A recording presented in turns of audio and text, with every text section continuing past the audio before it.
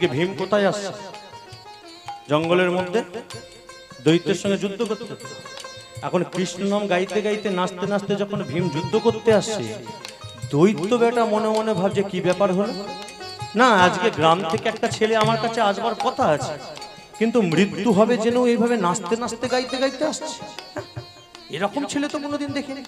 হ্যাঁ, তাছাড়া আমি এতদিন এই গ্রামটার মধ্যে যাচ্ছি, এত অত্যাচার করেছি, এই ধরনের ছেলেও তো আমি দেখিনি। এরকম ধরনের বলতে কি ভীম কি সাধারণ পাঁচটা ছেলের মতো?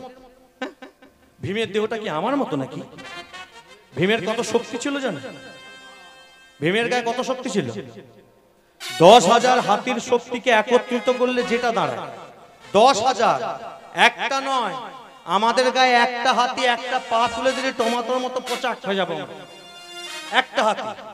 এবার 10,000 হাতির শক্তিকে যদি এক জায়গায় করা যায়, যেটা দাঁড়াবে সেটা ভীমের গায়ে একার ছিল। ভীম যে গদাটা চাগাতো, গদা চেনেন তো? গদা দিয়ে কি করে? গদা দিয়ে পেরেক ঠুকে। ভালো কীর্তনে গিয়ে গিয়ে ভালোই শিখেছিস রে বাবা, খুব সুন্দর।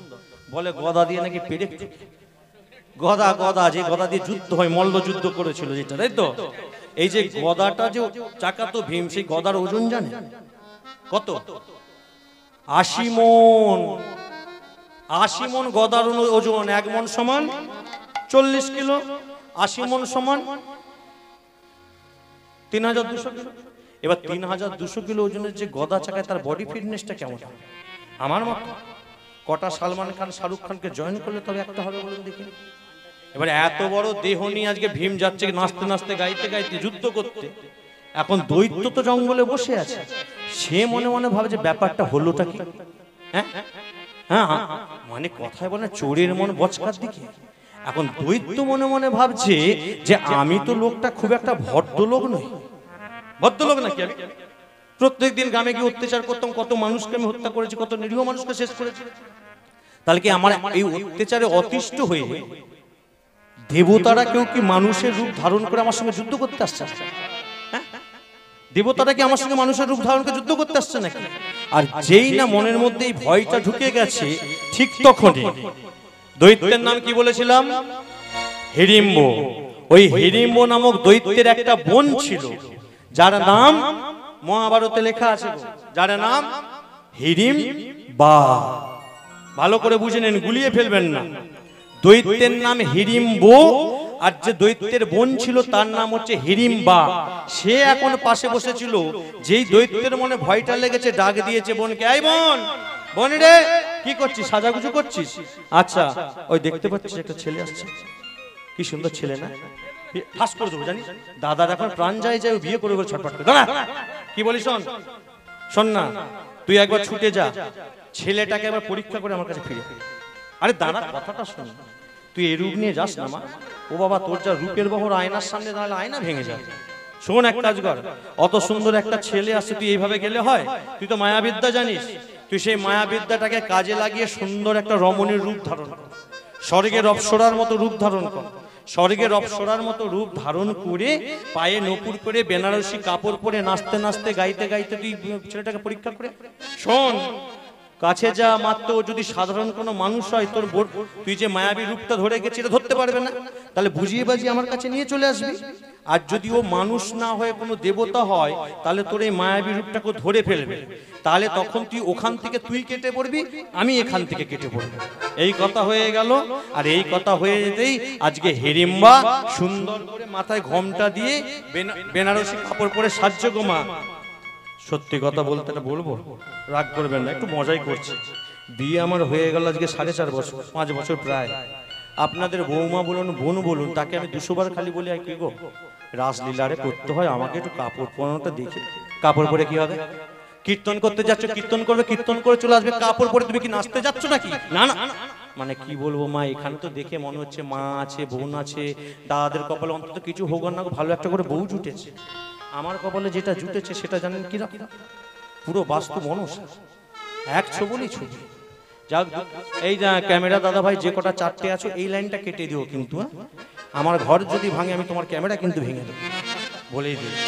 হ্যাঁ তাহলে যাই হোক, কাপড় পরতে পারি না, যেমন পাচ্ছি একটু মানিয়ে গুছিয়ে নিন, ঠিক আছে? আজকে নাচতে নাচতে যাচ্ছে কেমন ভাবে, উলুধ্বনি দেওয়া যাবে সবাই মিলে? নিতাই গৌর হরি বল, সবাই মিলে কই।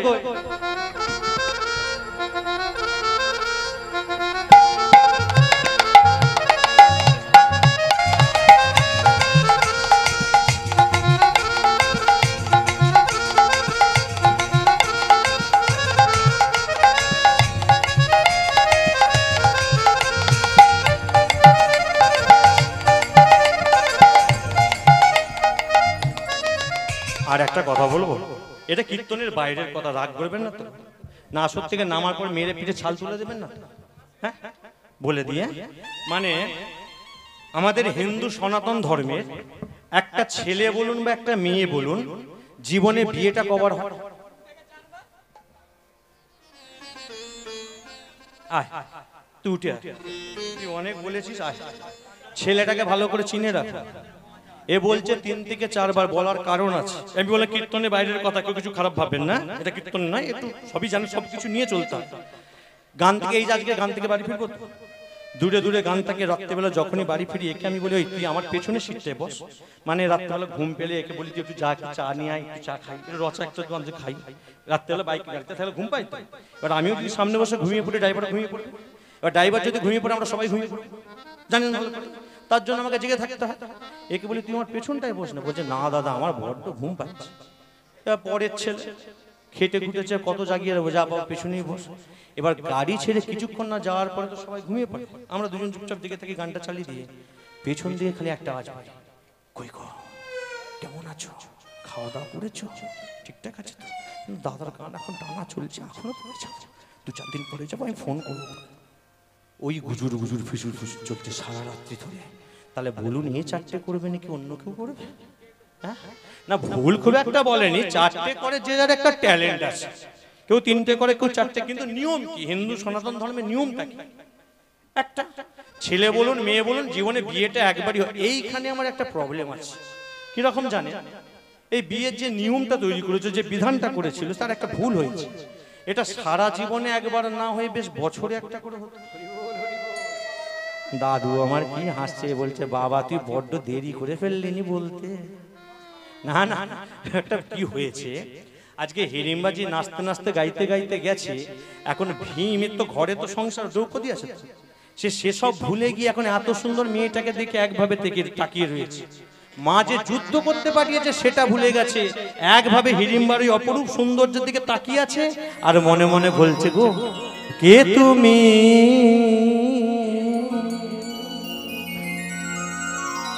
বলো কে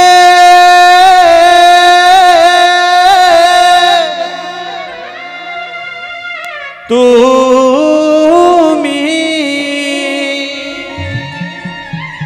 বলো বলো বলো বলো কে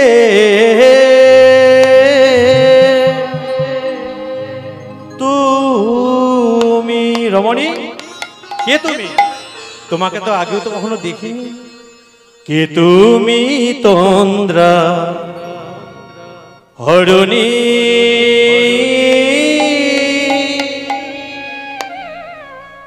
কে তুমি তন্দ্রা হরণী,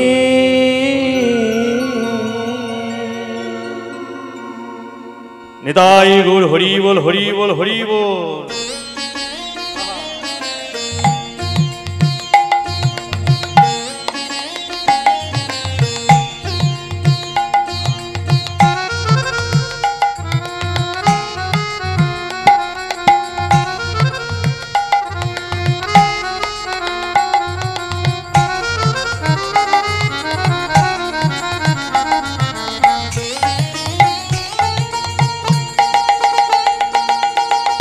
তুমি তন্দ্রা হরণী,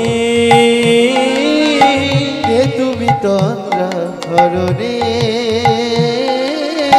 কে তুমি তন্দ্রা হরণী, কে তুমি তন্দ্রা হরণী,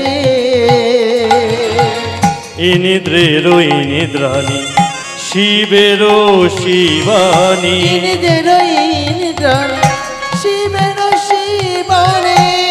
ইন্দ্রেরও ইন্দ্রাণী শিবেরও শিবানী ইন্দ্রেরও ইন্দ্রাণী শিবেরও শিবানী তুমি চম্পা বরণী তুমি তন্দ্রা হরণে কে তুমি তন্দ্রা হরণে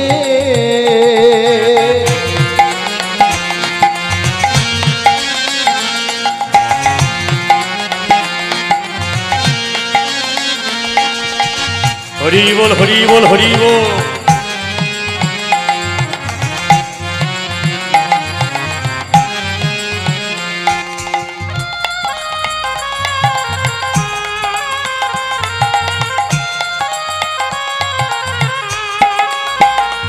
আজ তোমায় দেখে হলো মনে তুমি ছিলে মনের কোণে আজ তোমায় দেখে হলো মনে তুমি ছিলে চোখের কোণে আজ তোমায় দেখে হলো মনে তুমি ছিলে চোখেরই কোণে আজ তোমায় দেখে হলো মনে তুমি ছিলে চোখের কোণে তোমায় দেখে মন হারালো তোমায় দেখে মন হারালো তোমায় দেখে মন হারালো তোমায় দেখে মন হারালো সাধেরও স্বপ্ন তরণী সাধেরও স্বপ্ন তরণী তুমি তন্দ্রা হরণে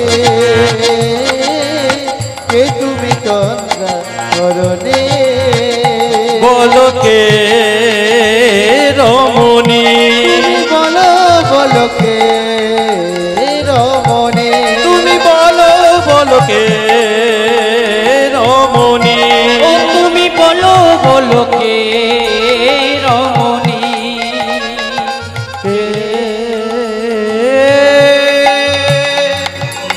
রমণী কে তুমি রমণী? আগে তো কখনো দেখিনি, তোমার কি জানা নাই? এই এত সুন্দর রূপ এত সুন্দর যৌবন নিয়ে তুমি এই জঙ্গলের মধ্যে অবাধে ঘোরাফেরা করছো, তুমি কি জানো না এই জঙ্গলের মধ্যে একটা ভয়ঙ্কর দৈত্য বাস করে, যে মানুষকে যে এই মুহূর্তে তোমাকে যদি দেখতে পায় তোমার সঙ্গে কি সর্বনাশটাই না করতে পারে।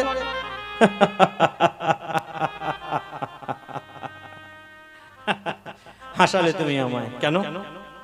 না তোমার বোধহয় জানা নেই। তুমি যে হিড়িম্বর কথা বলছো আমি চিনি, ওকে আমি জানি, ওর থেকে আমার কোনো ভয় নেই। কারণ কারণ এই জঙ্গলটা হচ্ছে আমার বাড়ি।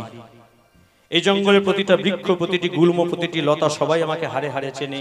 ওই দৈত্য থেকে আমার কোনো ভয় নেই। আচ্ছা তুমি বলো তো, আমি নয় না জেনে এখানে আছি, জঙ্গলটাই আমার বাড়ি তাই আমি আছি। আচ্ছা তোমার প্রাণের ভয় নেই? তুমি এত সুন্দর একটা সুদর্শন বিশাল দেহধারী শরীর নিয়ে এত সুন্দর পুরুষ একজন, সেই পুরুষ হয়ে তুমি এইভাবে অবাধে তুমি যে জঙ্গলের মধ্যে ঘুরে ফেরা করছো, তোমার প্রাণের ভয় নেই? ভয় তোমার জানা নেই। তুমি যে দৈত্যের থেকে আমার ভয়ের কথা বলছো, আমি এসেছি তার সঙ্গে যুদ্ধ করতে। কে তুমি? আমি হলাম হস্তিনাপুরের ভাবী সম্রাট মহাবীর ভীম। সে তুমি যেই হও না কেন, তুমি যে দৈত্যের সঙ্গে যুদ্ধ করতে এসে তুমি তাকে চিনো না, তুমি তাকে জানো না, আমি তাকে হারে হারে চিনি। সে যে কতটা নির্মম, সে যে কতটা নিষ্ঠুর, সে যে কতটা ক্রূর, সে যখন পারবে, যে মুহূর্তে পারবে তোমাকে সেই মুহূর্তে শেষ করে দেওয়ার ক্ষমতা রাখে। হ্যাঁ আমি মানলাম তোমার গায়ে অসীম ক্ষমতা আছে, কিন্তু তোমার দৈত্যের ক্ষমতা সম্বন্ধে কোনো প্রকার জ্ঞান নাই। আরে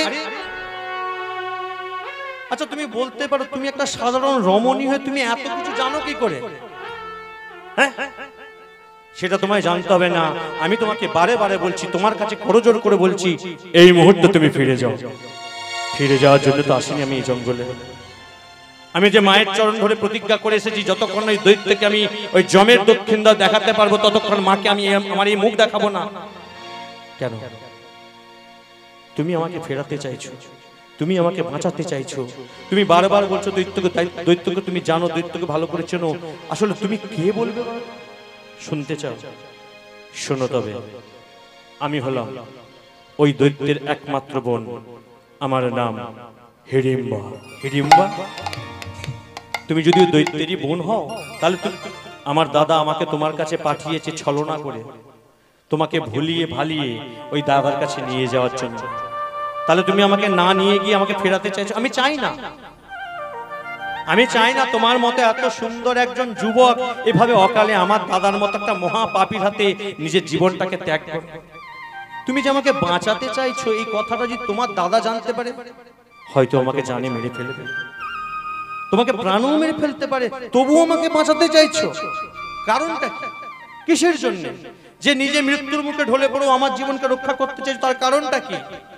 কারণ তার একটাই, কারণ হলো আমি তোমাকে বড় ভালোবাসি। ভালোবাসো? তুমি আমাকে চেনো না, জানো না, কোনোদিন দেখোনি, আমাকে ভালোবেসে ফেললে। ভালোবাসার জন্য কি কারো অনেক সময় লাগে গো?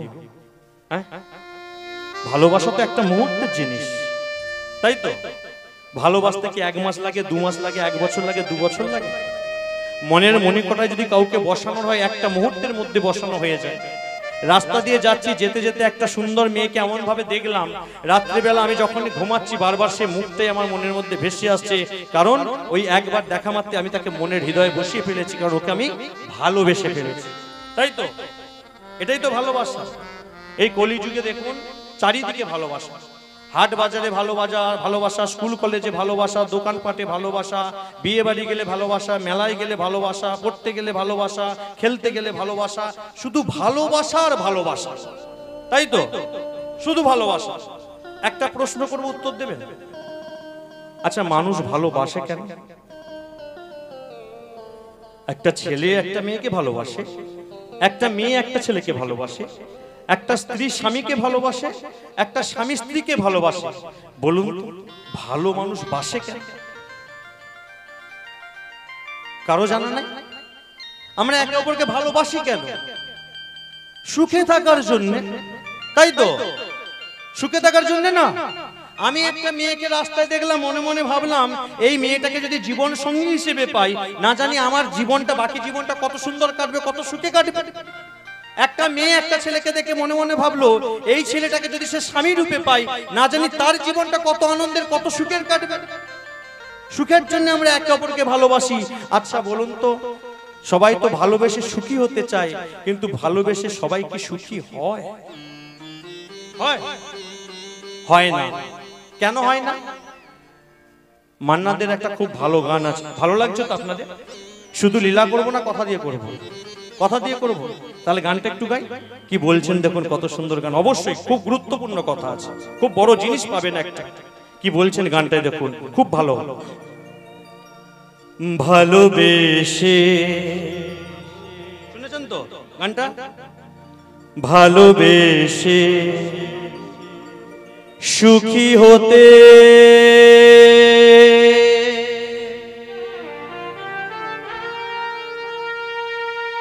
বলো কে না চায়। এই কলিযুগের মানুষ আমরা সবাই ভালোবেসে সুখী হতে চাই, কিন্তু ভালোবেসে সুখ কজন পাই বলুন তো?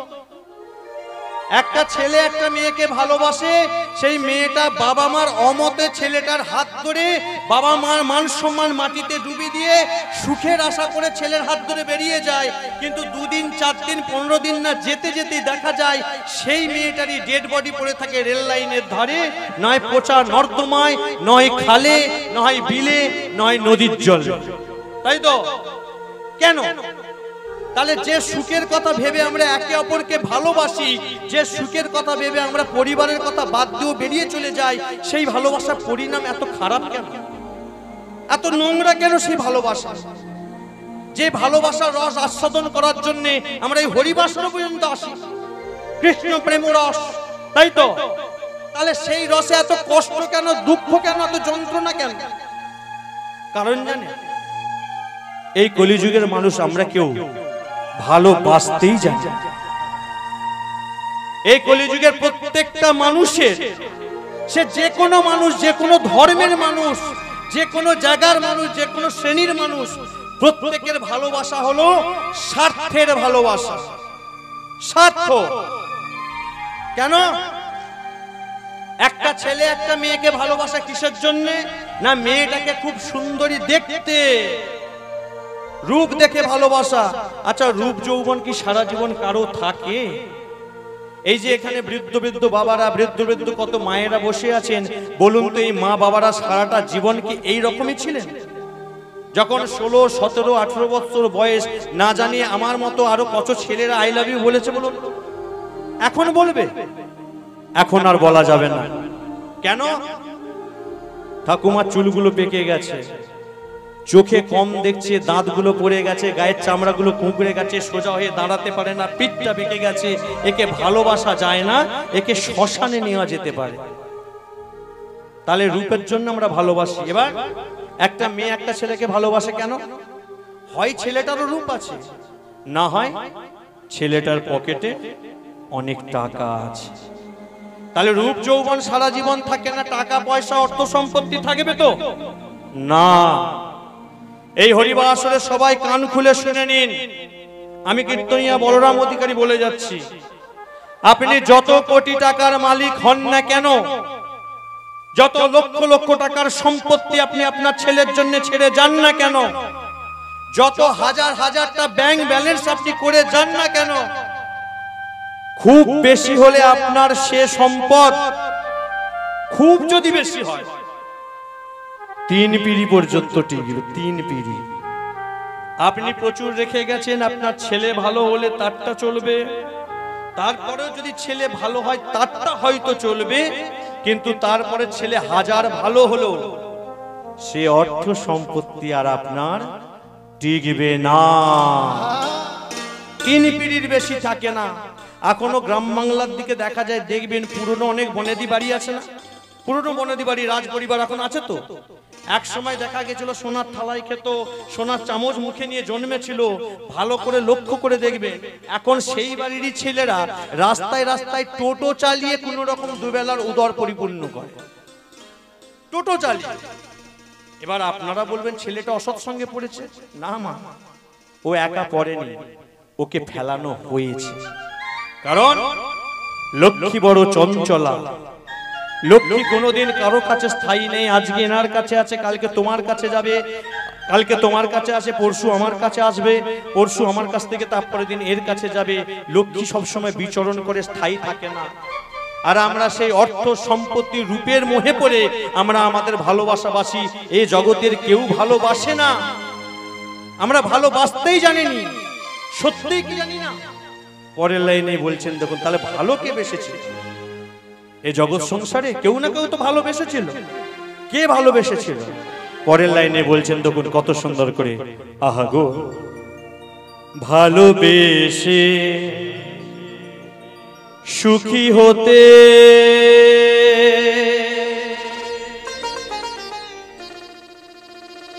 বলো কে না চায়,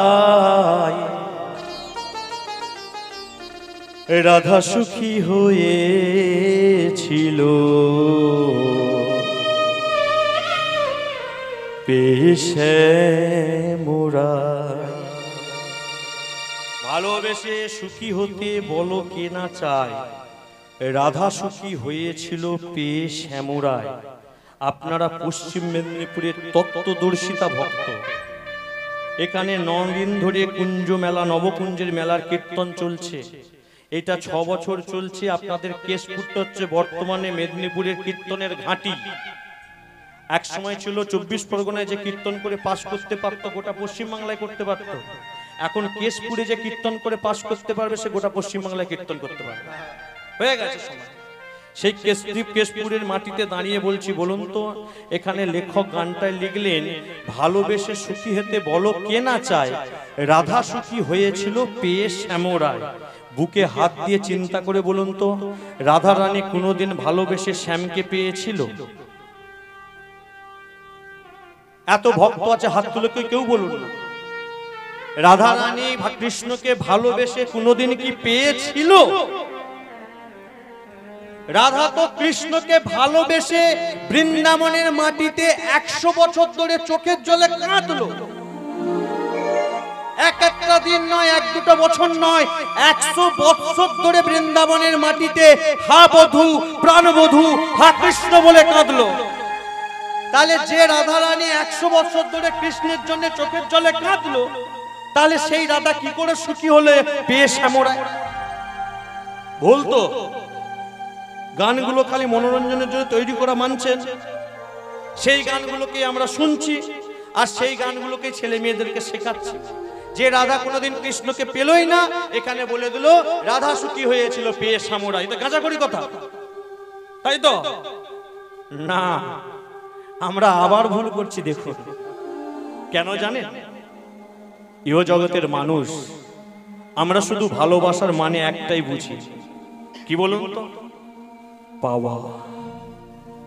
ভালোবেসে এটা দাও, ভালোবেসে ওটা দাও, ভালোবেসে টাকা দাও, ভালোবেসে পয়সা দাও, ভালোবেসে গাড়ি দাও, বাড়ি দাও, বিষয় দাও, বৈভব দাও, ঐশ্বর্য দাও, প্রতিপত্তি, শুধু দাও, শুধু দাও।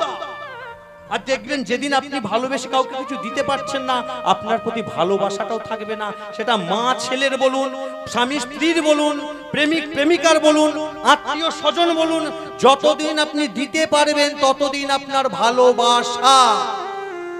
বলছি যেদিনই আপনি দিতে পারবেন না সেদিনকে ভালোবাসা আর হলো না।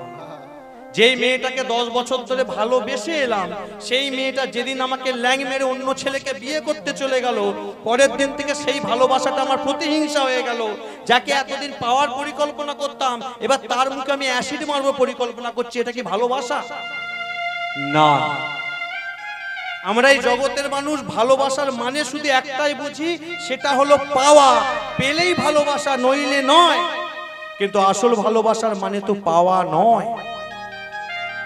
আসল ভালোবাসার মানেই হলো ত্যাগ।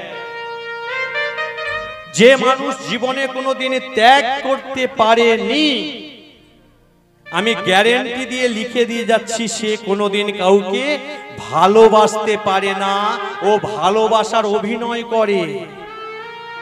যে মানুষ শুধু নিজের স্বার্থের কথা ভাবে, ভাবুন তো সে কোনোদিন কি কাউকে ভালোবাসতে পারে? আসল ভালোবাসার মানেই হলো ত্যাগ। আগে ত্যাগ করো, তারপর তো বলবে আমি ভালোবেসেছিলাম। ভালো কে বেসেছিল কলিযুগের মাটিতে? কে বেসেছিল? আমরা সবাই গৌর গৌর করি গো। আমরা সবাই হা নিতাই, হা গৌর, হা মহাপ্রভু করে করে মরি। কিন্তু ভেবে বলুন তো, সেদিনকে রাত্রিতে যদি বিষ্ণুপ্রিয়া দেবী নিমাইকে ছেড়ে না দিত, নিমাই কোনোদিন সন্ন্যাসী হতে পারত?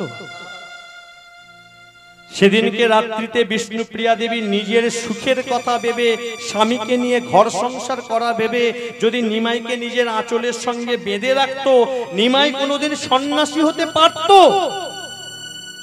নিমাই যদি না সন্ন্যাসী হতে পারত, এই জীবের দাঁড়ে দাঁড়ে মধুর কৃষ্ণ নাম কেউ কি বিলাতে পারত? নিমাই যদি না সন্ন্যাসী হতো, জীবের দাঁড়ে দাঁড়ে যদি কৃষ্ণ নাম বিতরণ না করত, বলুন আপনার এই আনন্দপুরের হরিবাসর হতো? ত্যাগ তাহলে কে করবে? কার জন্য আপনারা কীর্তন শুনতে পাচ্ছেন? কার জন্য আমরা কীর্তন গাইতে পাচ্ছি? কার জন্য অন্তত দিনান্তে একবার বলে আমরা মনে শান্তি পাই, নিতাই গৌর হরি বল, হরি বল, হরি বল? কার জন্য? ওই বিষ্ণুপ্রিয়া কি পেল বলুন তো অভাগিনী? কি পেল? সত্য বিয়ে করে আসলো, 1 বছরের জন্য শিবাসনে মহাপ্রভু চলে গেল কীর্তন। 1 বছর কীর্তন করে বাড়ি ফিরতে না ফিরতেই সেই রাত্রিতেই ছেড়ে চলে গেল সন্ন্যাস। পারত তো বিষ্ণুপ্রিয়া? পারত না? স্বামী তুমি চলে যাচ্ছ স্বামী?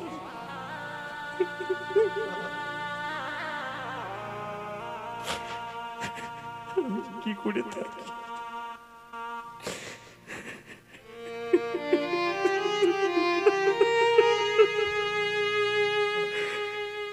আর আমি কাকে নিয়ে থাকবো গো? না আমি কাঁদছি কেন? না না তুমি যাও, তুমি যাও। দেখেছো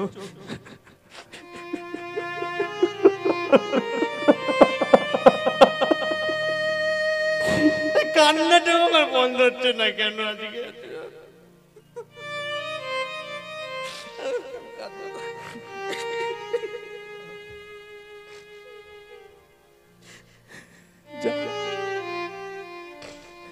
আমি বুঝতে পেরেছি তুমি শুধু প্রিয়ার একার নয় গো, তুমি শুধু প্রিয়ার একার। আমি বুঝতে পেরেছি আর যদি তোমাকে আমি ধরে রাখি এই জগতের মানুষগুলো সব প্রতারিত হয়। আর যদি তোমাকে আমি আমার আঁচল তলে বেঁধে রেখে এই জগতের মানুষগুলো কোনো কৃষ্ণ নাম পাবে না। আমি ভুলে গেছিলাম তুমি শুধু নদিয়ার চন্দ্র নয়, তুমি শুধু বৃন্দাবনের চন্দ্র নয়, তুমি শুধু বিষ্ণু প্রিয়ার স্বামী নয়, তুমি হলে এই জগতের স্বামী, তুমি হলে এই জগৎ চন্দ্র শ্রীকৃষ্ণ চৈতন্য মহাপ্রভু। যাও যাও প্রিয়া, কি বলছো বুঝতে পারছো প্রিয়া? আজকে রাত্রিতে যদি আমি তোমায় একবার ছেড়ে চলে যাই প্রিয়া, আর যে কোনোদিন তোমার কাছে ফিরবো না, ফিরবে না। আমি জানি আমি তোমার প্রিয়া হয়ে তোমার মনের কথা বুঝতে পারবো না।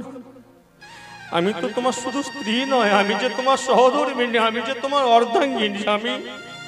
আমি যদি না তোমার মনে, আমি জানি তুমি ফিরে আসবে। তুমি যেখানেই থেকো ভালোভাবে থেকো, সুখে থেকো। শুধু যাওয়ার সময় একটা জিনিস তোমাকে চাইবো, তুমি দেবে? কি চাই বলো? যাওয়ার আগে তোমার ওই চলে খড়ম দুটো আছে, ওই দুটো খড়ম দিয়ে যাবে। কেন প্রিয়া জানো স্বামী, যেদিন তুমি চলে যাবে আবার যখনই তোমার জন্য মনটা কাঁদবে, আবার যখনই তোমাকে দেখতে ইচ্ছা করবে, আমি হয়তো তোমাকে পাবো না, বিশ্বাস করো। তোমার এই খড়ম দুটোকে আমি বক্ষ মাঝে জড়িয়ে ধরে আবধূ, প্রাণবধূ, স্বামী বলে বলে চোখের জলে কেঁদে কেঁদে ওই বিন্দু বিন্দু চোখের জল দিয়ে তোমার এই পায়ের খড়ম দুটোকে আমি ধুইয়ে দেবো। তুমি যেখানে থাকবে আমি মনে মনে ভাববো, নাই গো তোমার চরণটা পেলাম গো। তবু তোমার খড়ম দুটোকে চোখের জলে ভিজিয়ে অন্তত মনে মনে ভাবতে পারবো যে আমি অন্তত আমার স্বামীর চরণ সেবাটা করতে পারলাম। এই প্রিয়ার কথা তুমি ভেবো না। তুমি যদি যেখানেই থাকবে, তুমি যদি সুখে থাকো, এই প্রিয়াও তোমার সুখে থাকবে। তুমি যেখানেই থাকো, তুমি যদি দুমুঠো পেতে পারো, আমিও জানবে যে তোমার প্রিয়াও তোমার জন্য পেয়ে গেছে। আর চিন্তা করো না, মা উঠে পড়বে, তুমি চলে যাও, যাও, তুমি আর চিন্তা করো না। বলুন তো ত্যাগটা কি করবো, ভালোটা কে বাসবে? আজকে যদি বিষ্ণুপ্রিয়া নিজের সুখের কথা ভেবে যদি মহাপ্রভুকে ঘরে বেঁধে রাখতো, কোথায় থাকতো আমাদের হরিনাম? যে নিজে কেঁদে জগৎকে হাসিয়ে গেল, ভালো তো সে বেসে গেল।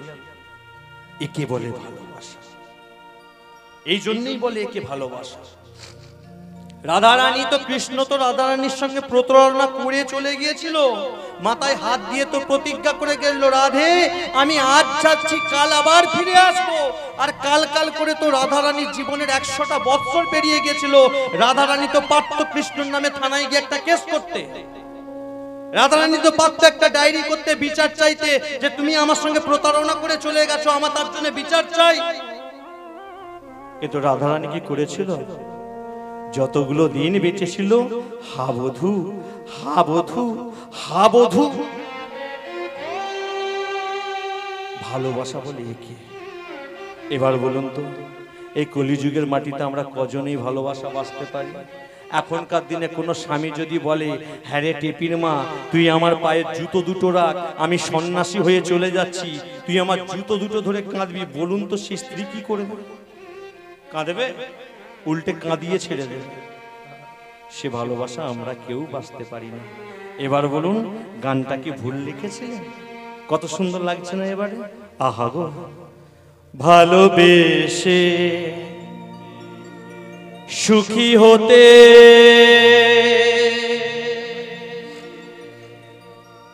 বলো কে না চায়, রাধা সুখী হয়েছিল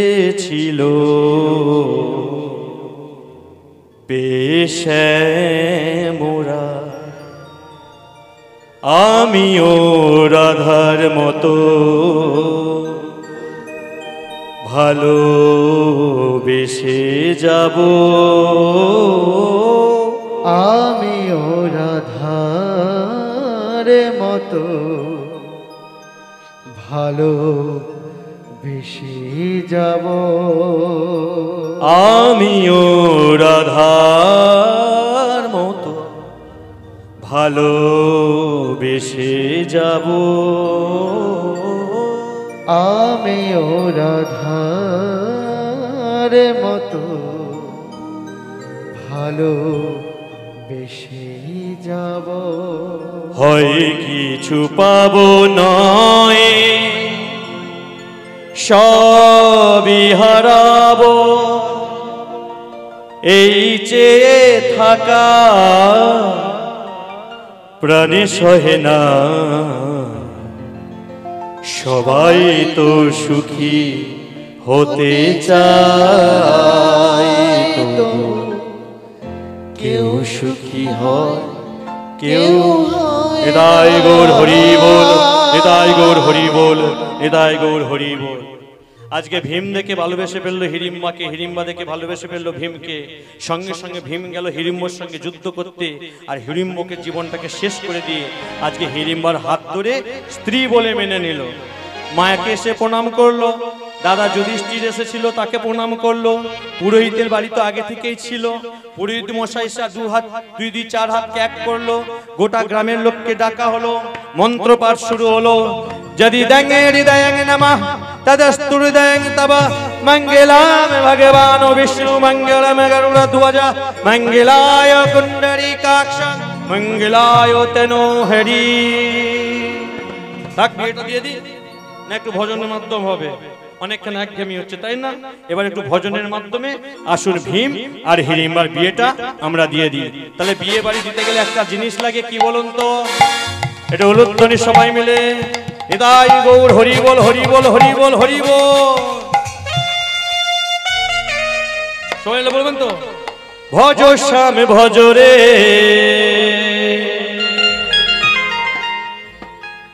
ভজ রাধা ভজ রে,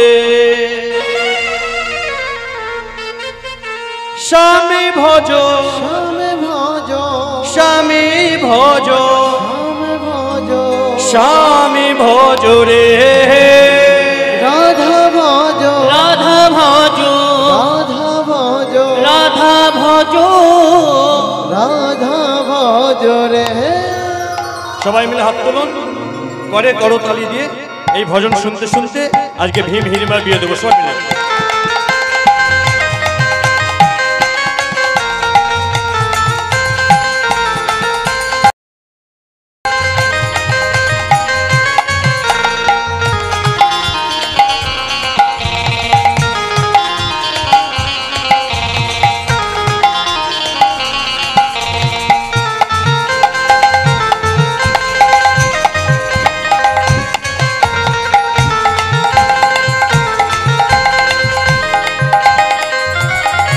ভজ শ্যাম ভজ রে, ভজ রাধা ভজ রে, ভজ শ্যাম ভজ রে, ভজ রাধা ভজ রে, ভজ শ্যাম ভজ রে, ভজ রাধা ভজ রে, ভজ শ্যাম ভজ রে, ভজ রাধা ভজ রে, শ্যামে ভজ শ্যামে ভজ শ্যামে ভজ রে রাধা ভজ রাধা ভজ রাধা ভজ রে শ্যামে ভজ শ্যামে ভজ শ্যামে ভজ রে রাধা ভজ রাধা ভজ রাধা ভজ রে ভজ শ্যাম ভজ শ্যাম ভজ শ্যাম শ্যাম শ্যাম শ্যাম শ্যাম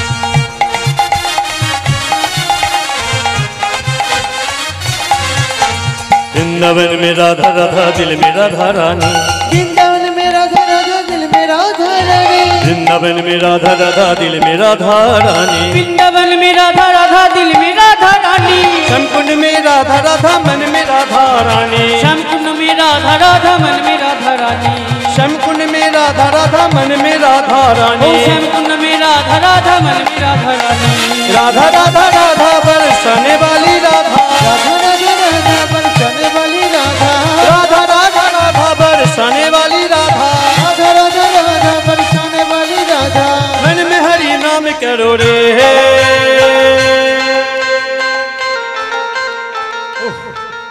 সত্যি কথা বলতে আমার নাচতে খুব ভালো লাগে কিন্তু চারা হাতির শরীর মত নিয়ে কত নাচা যায় বলো দেখি। শরীরটা একটুখানি প্রাণটা ধুকপুক করছে তবে ধরেছি যখন শেষ করবো না করতালি হলো এবার একটু বলবো সবাই মিলে হাত তুলে বলা যাবে তো জয় রাধে শ্রী রাধে জয় রাধে জয় রাধে শ্রী রাধে জয় রাধে जय राधे श्री राधे जय राधे जय राधे श्री राधे जय राधे কঠিন হয়ে গেল সহজ করে দেবো বলবেন তো কই বলুন দেখি ও রাধে ও রাধে राधे ओ राधे ओ राधे ও রাধে ও রাধে ओ राधे ओ राधे রাধে তোমায় বারে বারে করছি যে মানা রাধে তোমায় বারে বারে করছি যে মানা রাধে তোমায় বারে বারে করছি যে মানা রাধে তোমায় বারে বারে করছি যে মানা যমুনাতে জল আনিতে একলা যেও না ও রাধে ও রাধে রাধে রাধে ओ राधे ओ राधे ও রাধে ও রাধে ও রাধে তাই গৌর হরি বল হরি বল হরি বল হরি বল হরি বল রাধে এটা তাহলে হলো কিন্তু আগে আমি একটা কথা বলেছিলাম এই জগৎ সংসারে যত ভালোবাসা সব হলো স্বার্থের ভালোবাসা বলেছি তো এদের স্বার্থটা কি হিড়িম্মা মনে মনে ভাবলো আমি হলাম রাক্ষস জাতির মেয়ে নিচু জাতির মেয়ে আমার স্বামী যদি ভীমের মতো হ্যান্ডসাম হয় আমার হাজবেন্ড যদি এত সুন্দর হয় আমি লোকের কাছে কলাপ করে বলতে পারবো দেখো গো দেখো আমার স্বামীকে কত সুন্দর দেখতে দেখো তাই তো রূপের অহংকার ভীম কেন বিয়ে করলো ভীম মনে মনে ভাবলো না জানি আর জঙ্গলে কতগুলো দিন আমাদেরকে এইভাবে ঘুরতে হবে আমরা 5 ভাই সাথে আছে আমাদের মা 6 জন যদি একটা সংসারে থাকি সেই সংসারের একটা কাজ পড়ে যায় একটা দায়িত্ব পড়ে যায় আমার বৃদ্ধ মা একা একা কত রান্না করবে কত বাসন মাজবে কত কাপড় কাচাকাচি করবে তাই এই নিজে থেকে যখন আমাকে ভালোবাসি বলছে তাকে রেখে স্ত্রীর সম্মান দিয়ে বাড়িতে নিয়ে যায় যতদিন এই জঙ্গলে থাকবো তারপরে যেদিন হস্তিনাপুরে যাব সেদিন তার দেখা যাবে আজকে দেখতে দেখতে হিড়িম্বার জীবনে বিয়ের পর 30টা বছর কেটে গেল এই 30টা বছরে হিড়িম্বার জীবনের অনেক কিছু ঘটে গেছে অনেক কিছু আজকে যে কুমারী হিড়িম্বা ভীমের হাত ধরে সংসারী হয়েছিল সেই হিড়িম্বা আজকে শুধু কুমারী নয় শুধু একটা স্ত্রী নয় শুধু মা নয় আজকে সেই হিড়িম্বা নিজে ঠাকুমা হয়ে গেছে কুমারী থেকে ঠাকুমা তাহলে মাঝখানের দিনগুলো কোথায় গেল তাই তো ভীমের সঙ্গে 5টা বছর সংসার করতে না করতেই ভীম একদিন ছলনা করে হিড়িম্বার মাথায় মিথ্যে কলঙ্কের বোঝা দিয়ে ছেড়ে চলে গিয়েছিল হস্তিনাপুরে। কলঙ্কটা কি না, যাওয়ার সময় হিড়িম্বাকে স্বামী মানে ভীম বলে গেছিল, আমার গায়ে বইছে পাণ্ডু রাজার রক্ত, আমি হলাম হস্তিনাপুরের ভাবী সম্রাট, আর আমি হস্তিনাপুরের ভাবী সম্রাট হয়ে প্রজা যদি জিজ্ঞাসা করে তুমি কে, আমি কি করে বলবো যে তুমি একটা রাক্ষস জাতির মেয়ে, যে আমার মহারানী, তুমি একটা নিচু জাতির মেয়ে। শোনো হিড়িম্বা, হ্যাঁ তোমাকে আমি বিয়ে করেছিলাম, স্ত্রীর সম্মান দিয়েছিলাম, এতদিন তোমাকে আমি সাথে করে রেখেছিলাম, কিন্তু নিয়তি আর তোমাকে আমার সঙ্গে আমি রাখতে পারবো না। আমি আজকে হস্তিনাপুরে ফিরে যাব, কিন্তু অপরাধটা কি আমার? তুমি নিচু জাতির মেয়ে, তোমার সম্মান, তোমার মান, তোমার পরিচয় আমি কোনোদিন গিয়ে আমার রাজত্বে দিতে পারবো না, তার জন্য লোকের কাছে বলতেও পারবো না যে তুমি আমার স্ত্রী। তাই আজ থেকে তোমার রাস্তা যাওয়ার রাস্তাটা আলাদা, আমার যাওয়ার রাস্তাটা আলাদা। এত বড় অপবাদ দিয়ে ভীম তো চলে গেল, কিন্তু যাওয়ার আগে হিড়িম্বার গর্ভে একটা সন্তান দিয়ে গিয়েছিল, যেই সন্তানটাকে অনেক কষ্ট করে হিড়িম্বা জন্ম দিয়েছিল, যেই সন্তানের নাম ছিল ঘটোৎকচ। ঘটোৎকচকে চেনেন তো? মহাভারতের ঘটোৎকচ। আজকে সেই ঘটোৎকচ ধীরে ধীরে ধীরে ধীরে যৌবন প্রাপ্ত হলো, আর যৌবন না যেই প্রাপ্ত হয়েছে, যুবক যেই না হয়েছে, ওই মাতা হিড়িম্বা ওই ঘটোৎকচকে করলো সংসারী। কার সাথে? শ্রীকৃষ্ণের 108টা নামের মধ্যে একটা নাম আছে যেটা হলো মুরারি। মুরারি বলা হয় না কৃষ্ণকে? মুরারি কেন বলা হয় জানা আছে? কৃষ্ণের নাম মুরারি কেন জানা আছে? মুর নামে একটা ভয়ঙ্কর দৈত্য ছিল, অসুর ছিল, যে তার অত্যাচারে ত্রিলোকটাকে পর্যন্ত শাসন করেছিল। আর ওই মুর নামক দৈত্যকে আমার কৃষ্ণ ভগবান নিজের হাতে সংহার করেছিলেন বলে, নিজের হাতে বিনাশ করেছিলেন বলে, সেদিন থেকে কৃষ্ণের আরেকটা নাম হয়ে যায় মুরারি। মুরারিকে ধ্বংসকারী যায় যিনি, তিনি হলেন মুরারি। আর ওই মুর নামক দৈত্যের একটা মেয়ে ছিল যার নাম হলো মৌরবী। নামগুলো গুলিয়ে ফেলবেন না। মুর নামক দৈত্যের একটা মেয়ে ছিল যার নাম মৌরবী। সেই মৌরবীর সঙ্গে বিয়ে হয়েছিল ওই ভীমের ছেলে ঘটোৎকচের। আর মৌরবী আর ঘটোৎকচের সংসারের ফলে একটা সন্তান জন্ম নিল, যার কথা আজকে শুনতে বসেছি, যার নাম মহাভারতের সেই অজেয় বীর, যার নাম বর্বরী। কিন্তু কথায় বলে আসলের থেকে সুদ বেশি মিষ্টি। আপনারা তো মা, কিন্তু দেখবেন এই মা হওয়ার সুখটা আরো ডবল হয়ে যাবে কবে জানেন? যেদিন আপনার একটু ঠাকুমায় পরিণত হয়ে যাবে। দেখুন যারা ঠাকুমা আছে জিজ্ঞাসা করুন, মা হলে এক সুখ, আবার সেই মা থেকে যেদিন ঠাকুমা দাদু হয়ে যাব তার সুখটা আবার আলাদা। আসলের থেকে সুদ বেশি মিষ্টি, তাই তো? কিন্তু এদিকে ছোট্ট 5 বছরের বড়বড়িকে ঠাকুমা হিড়িম্বা চোখের সামনে খেলাধুলা করে, কিন্তু ওই ছেলেটাকে বুকে করে আনন্দ পাওয়া তো দূরের কথা, যতবার হিড়িম্বাই ছোট্ট বড়বড়িকের মুখের দিকে তাকায়, ততবার হিড়িম্বার বুকের ভেতরটা ক্রোধে, জ্বালা, যন্ত্রণায় ছটফট করে ওঠে। কি অপরাধ ছিল আমার সাথে? তুমি তো আমাকে পারতে। রাত্রিবেলা যখন খাবার খেতাম সেই সময় আমার খাবারে একটু বিষ মিশিয়ে দিতে, আমি সেই বিষ মাখানো খাবার খেয়ে যদি মরে যেতাম তাহলে এত কষ্ট হতো? যাওয়ার সময় যদি আমাকে দুটো গালে দুটো চড় মেরে দিয়ে যেত, দুটো গালে, অনেক স্বামী দিয়ে যায়, মারধর করে ছেড়ে চলে যায়, তাহলেও আমি সহ্য করে নিতাম, তাতেও আমার কষ্ট হতো না, কারণ এই জগৎ সংসারে অনেক স্বামী এমন করে থাকে। যাওয়ার সময় যদি আমাকে কিছু না বলেও চলে যেতে তাহলেও কষ্ট পেতাম না। কিন্তু গেলে তো গেলে, আমার মাথায় এত বড় একটা কলঙ্কের বোঝা চাপিয়ে দিয়ে গেলে স্বামী। আমি নাকি নিজ জাতির মেয়ে। আজকে তোমার সেই অপবাদের জন্য আমার চোখের সামনে এই 5 বছরের ছেলেটা খেলাধুলা করে, আমি একে একবার বক্ষ মাঝে তুলে নিয়ে ওর মুখমণ্ডল একটা চুম্বন করে নিজের মুখটাকে শান্ত করতে পারছি না। কারণ এই ছেলেটা রূপে, গুণে, রঙে, যৌবনে সমস্ত কিছু হয়েছে হুবহু দাদুর মতো। যেমন ভীমকে দেখতে ছিল, আজকে বর্বরীকে হয়েছে হুবহু সেই একই। তাই যখনই বর্বরীকের মুখের দিকে ঠাকুমা তাকায়, ততবারই সেই পুরনো দিনের স্বামীর কথা মনে পড়ে যায়। তুমি এত বড় অপবাদ আমাকে দিয়ে গেলে, আমি নিচু জাতির মেয়ে বলে তুমি আমাকে নিয়ে সংসার করলে না, আমাকে জঙ্গলের মধ্যে মরতে পোষতে ছেড়ে দিয়ে চলে গেলে। বাহ বাহ বাহ, বড় ভালো করলে।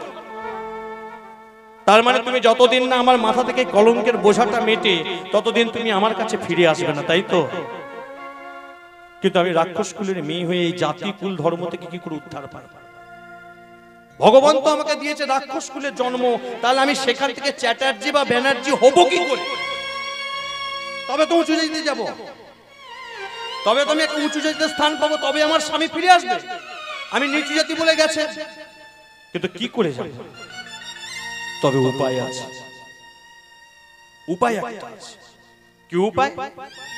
কথিত আছে কোন বংশে যদি একটা বৈষ্ণব সন্তানের জন্ম হয়, একটা বৈষ্ণব সন্তান, সেই বৈষ্ণব সন্তানের গুণে আগত 14 পিঢ়ি, যেই 14 পুরুষ এখনো আসেনি আপনার বংশে এবং যেই 14 পুরুষ আপনার আগে চলে গেছে, একটা বৈষ্ণব সন্তান জন্ম নিলে তার গুণে টোটাল 28 পুরুষ উদ্ধার হয়ে যায়, টোটাল 28 পুরুষ।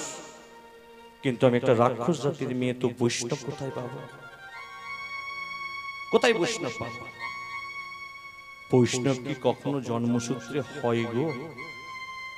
হয়? আমার নাম বলরাম অধিকারী, আমার নাম বলরাম অধিকারী।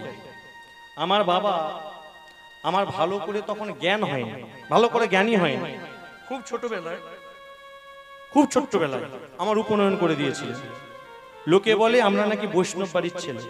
আচ্ছা বলুন তো, আমার বাবা আমার অজান্তে, আমার জ্ঞান হয়নি তখন আমার এই পৈতাটা করে দিয়েছিল, আমার অধিকারিত বাড়িতে জন্ম বলে কি বৈষ্ণব হয়ে গেল?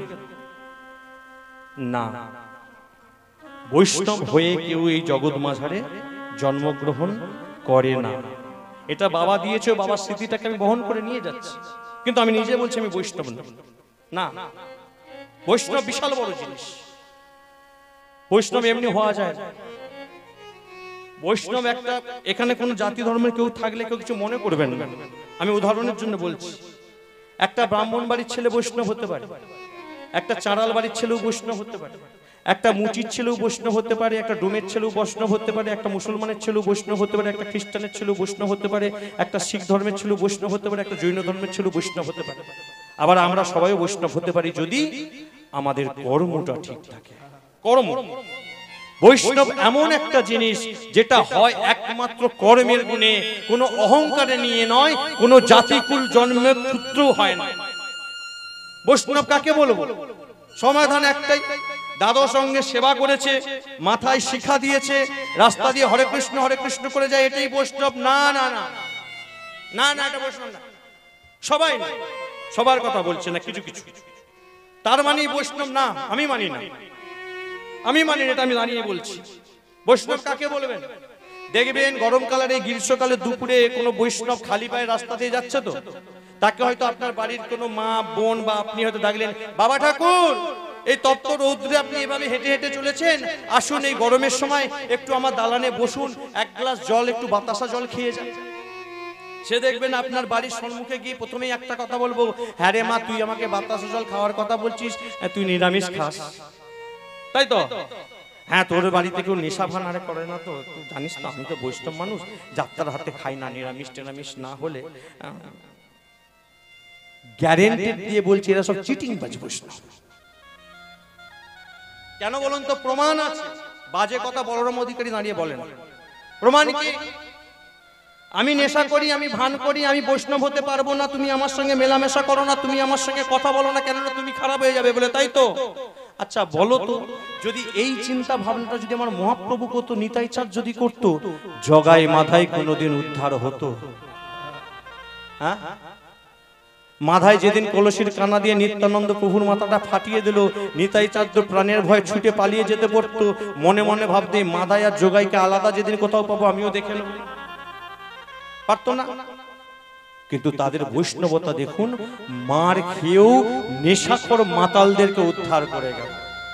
তুই নেশা করিস, মদ খাস, গাঁজা খাস, তুই বৈষ্ণব হতে পারবি না। কিন্তু ভালো করে লক্ষ্য করে দেখবেন, যে বাবাজি, যে শিখিদারি বৈষ্ণব আপনাকে এই কথাটা বলছেন, তাদেরই কিছু লোক রাস্তার ধারে দেখবেন পান বিড়ি গুটকা সিগারেটের দোকান খুলে শিখা নিয়ে তিলক সেবা করে, পান বিড়ি গুটকা সিগারেট বিক্রি করে।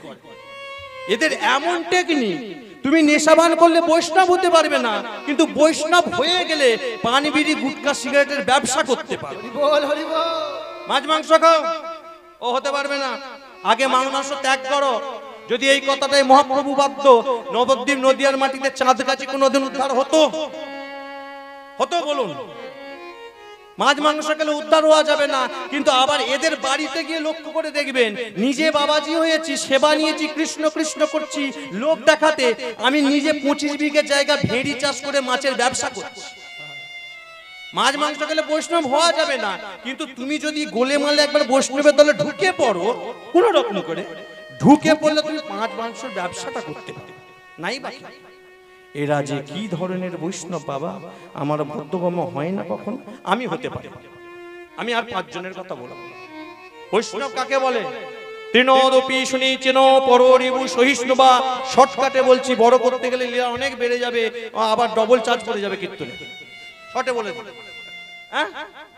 বট গাছ দেখেছেন? বট গাছ ছোটবেলায় সেই একটা ছড়া ছিল, তাল গাছ এক পায়ে দাঁড়িয়ে সব গাছ ছাড়িয়ে উকি মারে আকাশে। বট গাছ তাল গাছ দেখেছেন তো? আচ্ছা বলুন তো, এই যে কদিন আগে শীতকাল গেল, সেই সময় আপনি এখানটায় বসে থাকতে পারতেন এইভাবে? বসলো কি লাগতো? অন্তত একটা জ্যাকেট চাদর কানে বেশ টাইট করে বাঁধা লাগতো তো। আচ্ছা এই যে গরম, এখন যে এই গরমটা তবু নরমাল আছে, কিছুদিন পরে যেটা আসবে আপনারা এইভাবে বসতে পারবেন? তখন ফ্যান দরকার, এসি দরকার, কুলার দরকার, তাই তো? বর্ষাকালে রাস্তা দিয়ে আপনি এমনি যেতে পারবেন, ছাতা দরকার। বাড়িতে এমনি শুতে পারবেন, ছাদ দরকার। একটা গাছের দিকে তাকিয়ে দেখুন, তার কিছু লাগে?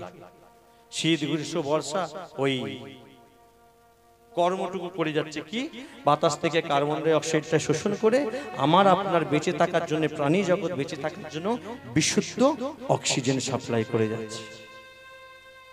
বৈষ্ণব হলে এদের মতো পারবে? কজন আছে বলুন? আমি ওই জন্য মনে করি জগতে বৈষ্ণব যদি কেউ থাকে, কারো জন্য যদি চন্দ্র সূর্য উদিত হয়, আছে নেই বলবো না, কিন্তু বেশিরভাগটা যদি কারো জন্য চন্দ্র সূর্য উদিত হয়, জোয়ার ভাটা উদিত হয়, সেটা হচ্ছে প্রকৃতির জন্য। এই জগৎ সংসারের সব থেকে বড় বৈষ্ণব যদি কেউ হয়ে থাকে, সেটা হলো শস্য শ্যামলা ধরণী এই প্রকৃতি। এই প্রকৃতির থেকে বড় বৈষ্ণব আর দ্বিতীয় কেউ হয় না। বৈষ্ণবতা শিখতে হবে এদের কাছ থেকে, যারা চিরকাল খালি দিয়ে যায়, বিনিময়ে কোনোদিন চায় না। এই হলো বৈষ্ণব। কিন্তু আমি বৈষ্ণব পাবো কোথায়? আছে যদি কর্মসূত্রে বৈষ্ণব না হয়, জন্মসূত্রে বৈষ্ণব না হয়, কর্মের গুণে যদি হয়, তাহলে এই ছোট্ট বড়বড়ি যার বয়স বছর এখন মাত্র 5, এই 5 বছরের ছেলেটাকে যদি সঠিক পথটা আমি দেখাতে পারি, যদি সঠিক পথ দেখাতে পারি। ছোট ছেলের মন জলের মতো, যেমন জলের নিজস্ব কোনো ধর্ম নেই, যখন যে পাত্রে রাখবেন সেই আকার ধারণ করে। একটা ছোট ছোট ছেলেগুলোকেও দেখবেন, আপনি ছোটবেলায় যে যেমন শিক্ষা দেবেন, সে সেইভাবেই বড় হবে। বাবা যদি আরাম কায়দায় বসে বসে ছেলের পাশে বসে বসে দেখিয়ে দেখিয়ে সিগারেট খায়, গ্যারেন্টেড একদিন তুমি ওর পাশে বসে দেবে, তোমার ছেলে তোমার সামনে সিগারেট খায়। খেটে খুটে গোটা বুলে বালে বাবা বাড়িতে চলে এলো, কিনতে পারলো না।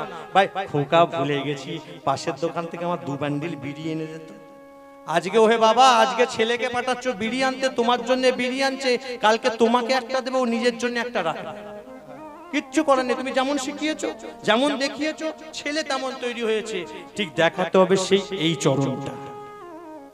যদি এই ছোটবেলা থেকে আমি কৃষ্ণ চরণটাকে দেখাতে পারি, কৃষ্ণ প্রেম যদি এর মনের কৃষ্ণ বীজটা যদি একবার অঙ্কুর করতে পারে, তাহলে একদিন হয়ে উঠবে পরম ভক্ত। আর ওই ভক্তির গুণে ওই অনাদি আদি কৃষ্ণচন্দ্রকে নিজের কাছে টেনে আনবে। আর ও যেদিন কৃষ্ণকে টেনে নিয়ে আসবো, সেদিনকে নিজে তো উদ্ধার হবেই হবে, তার সাথে আমার বংশটা উদ্ধার হয়ে যাবে। নিতাই গৌর হরি বল, হরি বল, হরি বল। আর শুরু হলো ছোট্ট বড়বড়িকের হাত ধরে। আজকে ঠাকুমা হিড়িম্বা নিজে ঠাকুর ঘরে যাচ্ছে, আর ছোট্ট বড়বড়িকে বলছে, এই খোকা খোকা শোন। কি ঠাকুমা?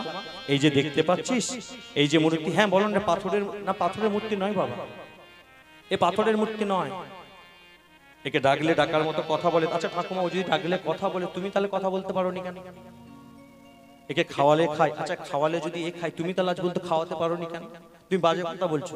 ওর হাতে বাঁশি আছে, বাজে না, পায়ে নপুর আছে, তারও কোনোদিন আওয়াজ হয় না। কেন পারিনি জানিস বাবা? আমার তো বয়স হয়ে গেছে। আমার মনে হয় আমার বয়স হয়ে গেছে বলে কৃষ্ণ আমার ডাকটা শুনতে পাচ্ছে না। তবে তুই ছোট ছিলি, তুই যদি ডাকার মতো ডাকতে পারিস, একদিন তোর ডাক শুনে নিশ্চয়ই কৃষ্ণ তোর কাছে আসবে। ঠিক বলছো আসবে? আমি বলছি আসবে। বেশ ঠাকুমা, তোমার কথা যদি সত্যই হয়, আজ থেকে কৃষ্ণই হলো আমার ধ্যান, কৃষ্ণই হলো আমার জ্ঞান। আজ থেকে আমি কৃষ্ণের, কৃষ্ণ আমার, আমি হরি চর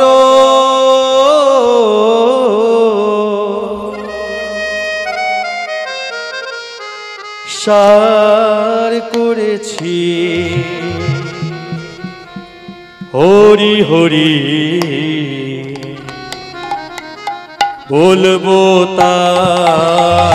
হরির চরণ সার করেছি, হরি হরি বলবো তাই। আমি হরির চরণ সার করেছি, হরি হরি বলবো তা। হরির চরণ সার করেছি, হরি হরি বলবো তাই। হরি ছাড়া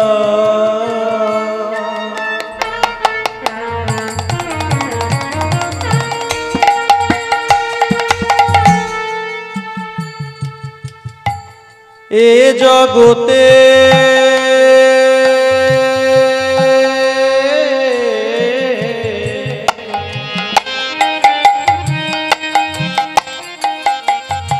আমার কেহ না, হরি ছাড়া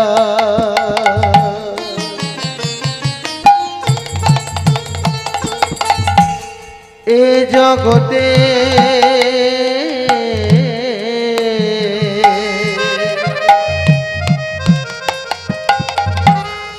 আমার কৃষ্ণ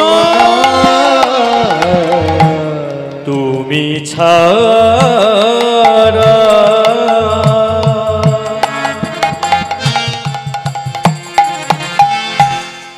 এ জগতে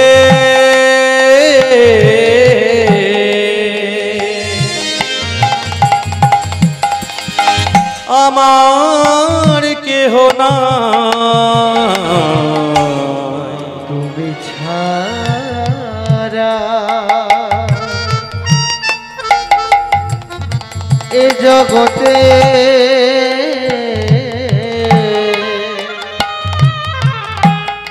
আমার কেহ না। হরি ধ্যান হরি জ্ঞান হরি চিন্তা মনি, হরি ছাড়া এ জগতে কিছুই নাহি জানি। হরি ধ্যান হরি জ্ঞান হরি চিন্তা মনে, হরি ছাড়া এ জগতে কিছুই নাহি জানে। হরি ধ্যান হরি জ্ঞান হরি চিন্তা মনি, হরি ছাড়া এ জগতে কিছুই নাহি জানে। হরি ধ্যান হরি জ্ঞান হরি চিন্তামণি, হরি ছাড়া এ জগতে কিছুই নাহি জানি। আমি হরির চরণ সার করেছি, হরি হরি বলবো তা। হরির চরণ সার করেছি, হরি হরি বলবো তাই। আমি হরির চরণ সার করেছি, হরি হরি বলবো তা। হরির চরণ সার করেছি, হরি হরি বলবো আমি হরি হরি বলবো তাই, হরি হরি বলবো বরে বরে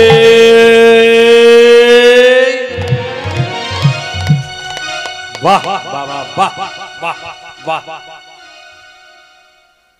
দেখে খুব ভালো লাগছে বড় বড়, খুব ভালো লাগছে। রাত্রিবেলা যখন ঘুমাতে যায় তখন দেখি তুই এই হরির চরণে বসে কাঁদছিস, সকালবেলা যখন ঘুম থেকে উঠি তখনও দেখি তুই হরির চরণে বসে কাঁদছিস। আজকে 15টা বৎসর হয়ে গেল তোকে খালি সকাল সন্ধ্যা আমি এই রূপে দেখতে পাচ্ছি। আরে তুই কি ভুলে গেলি সংসার বলে একটা জিনিস আছে, বাবা আছে, মা আছে। মা ও মা, মা তুমি বলতে পারো মা আগের জন্মে যখন আমি পৃথিবীতে এসেছিলাম কে আমার মা ছিল?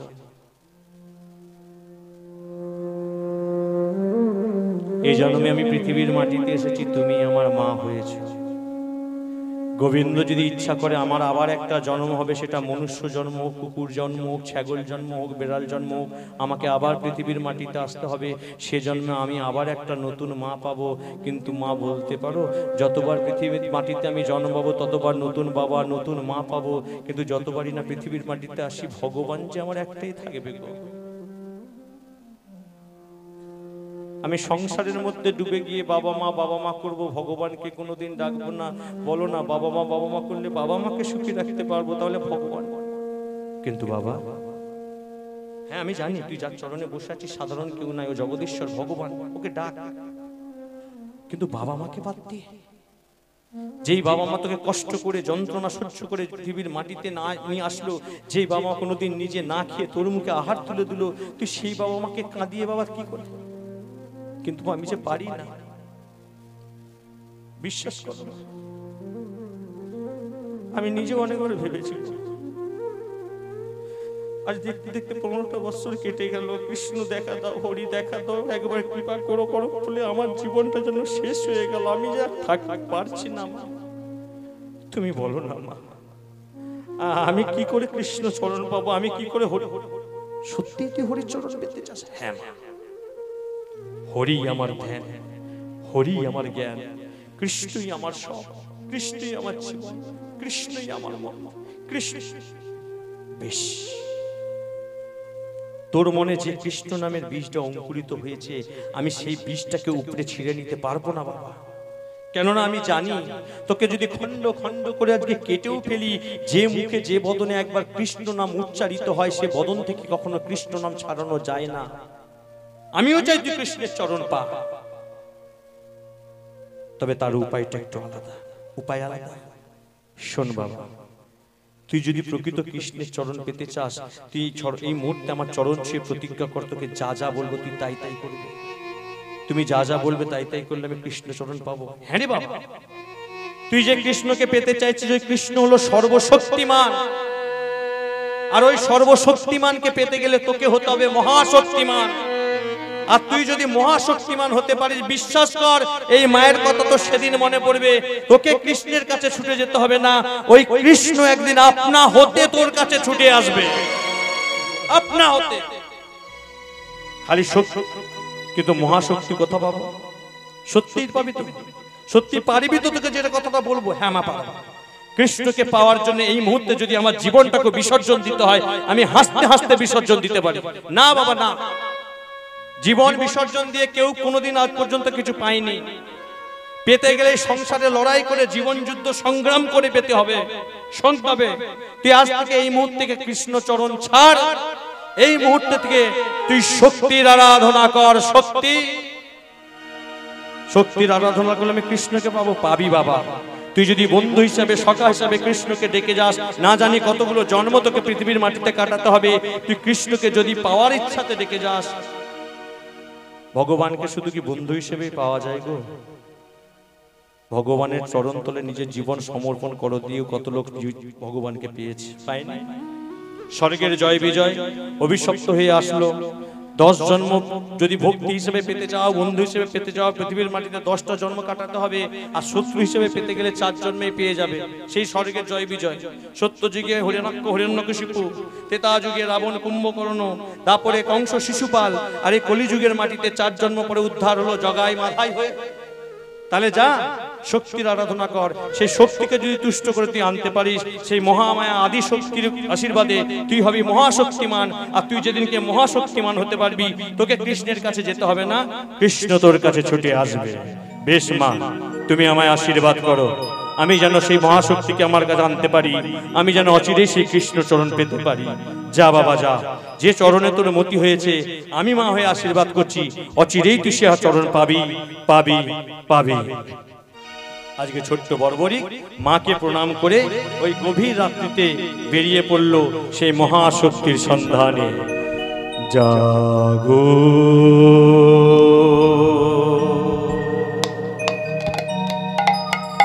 তুমি জাগো,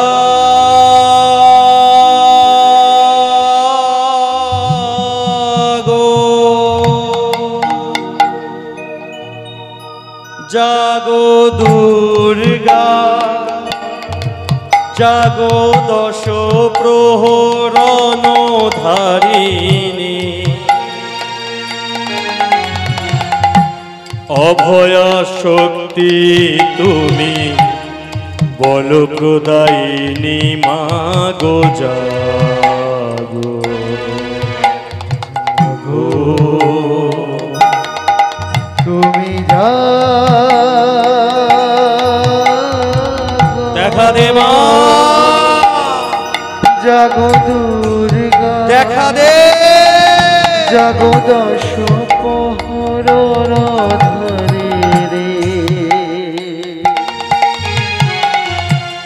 অভয়া শক্তি বল প্রদায়িনী তুমি জাগো, জাগো তুমি জাগো।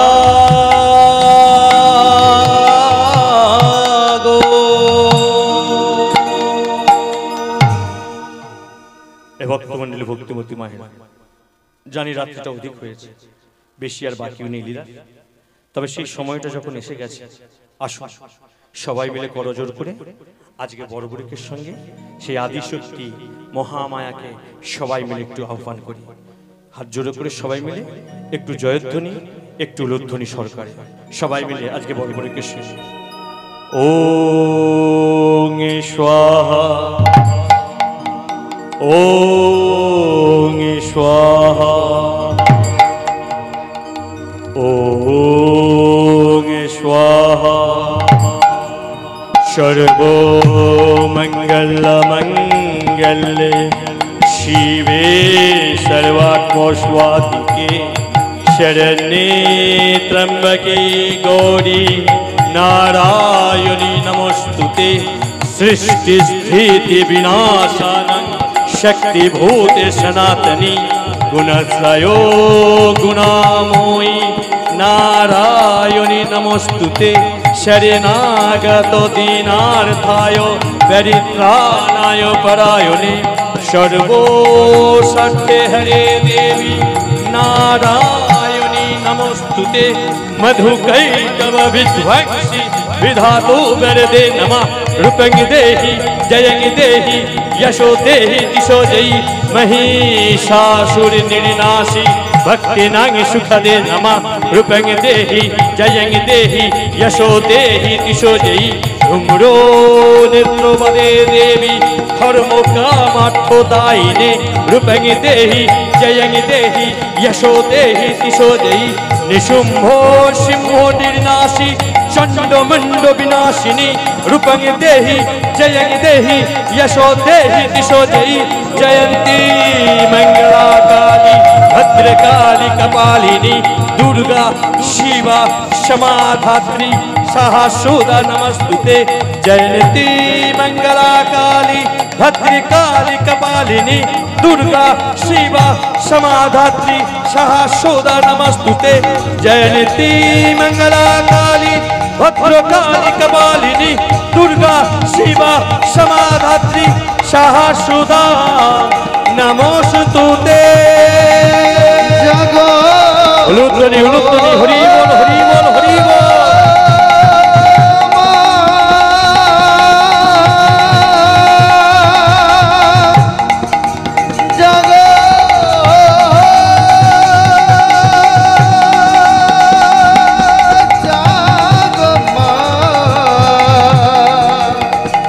জাগো মা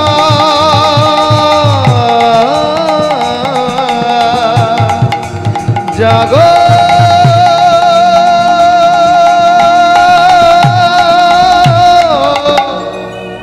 মা। বড়বড়ি বড়বড়ি এসেছিস মা? আসবো না? সন্তান হয়ে মাকে যদি এভাবে আকুল আর্তনাদে কেউ ডাকে রে, কোনো মা কি না এসে থাকতে পারে বাবা? ওরে আমি যে মা, আমি যে জগৎ জননী, এই জগতের প্রতিটা সন্তান যে আমার। কেউ যদি আমাকে মনপ্রাণে একবার ডাকে, আমি কি তার কাছে না এসে থাকতে পারি? যা যা, দিলাম তোরে শক্তি। তুই যে মনস্কামনা নিয়ে আমার কাছে এসেছিস, আমি মা হয়ে আশীর্বাদ করছি, তুই সেই কৃষ্ণের চরণ অবশ্যই পাবি পাবি পাবি। দিলাম তোরে শক্তি, তবে কথা দে, যে শক্তি তোকে আমি দেবো, এই শক্তি নিয়ে কোনোদিন তুই দুর্বলের উপর প্রহার করবি না। দিলাম কথা, দে মা তবে সেই শক্তি, যেই শক্তির টানে আমি সর্বশক্তিমানকে পাবো। শোন বাবা, এই নে, দিলাম তোরে শক্তি স্বরূপ এই 3টি বাণ। ভালো করে শুনে নে, 3টি বাণ। মা 3টি বাণের কাজ কি? এই প্রথম বাণ ছাড়ার সাথে সাথে তুই যাদেরকে ধ্বংস করতে চাস, যাদেরকে তুই শেষ করতে চাস, তাদের সকলকে চিহ্নিত করে তোর কাছে ফিরে আসবে। এই দ্বিতীয় বাণ ছাড়ার সাথে সাথে তুই যাদেরকে রক্ষা করতে চাস, যাদের কোনো রকম তুই ক্ষতি চাস না, তাদেরকে চিহ্নিত করে তোর কাছে ফিরে আসবে। আর এই তৃতীয় বাণ, এই তৃতীয় বাণ ছাড়ার সাথে সাথে প্রথম বাণ যাদেরকে চিহ্নিত করে এসেছিল, যাদের তুই ধ্বংস করতে চাস, তাদের সকলের বিনাশ করে তোর কাছে ফিরে আসবে। এই জগৎ সংসারে অদ্বিতীয় কোনো শক্তি নাই, যে শক্তি এই শক্তিকে পরাজিত করতে পারে।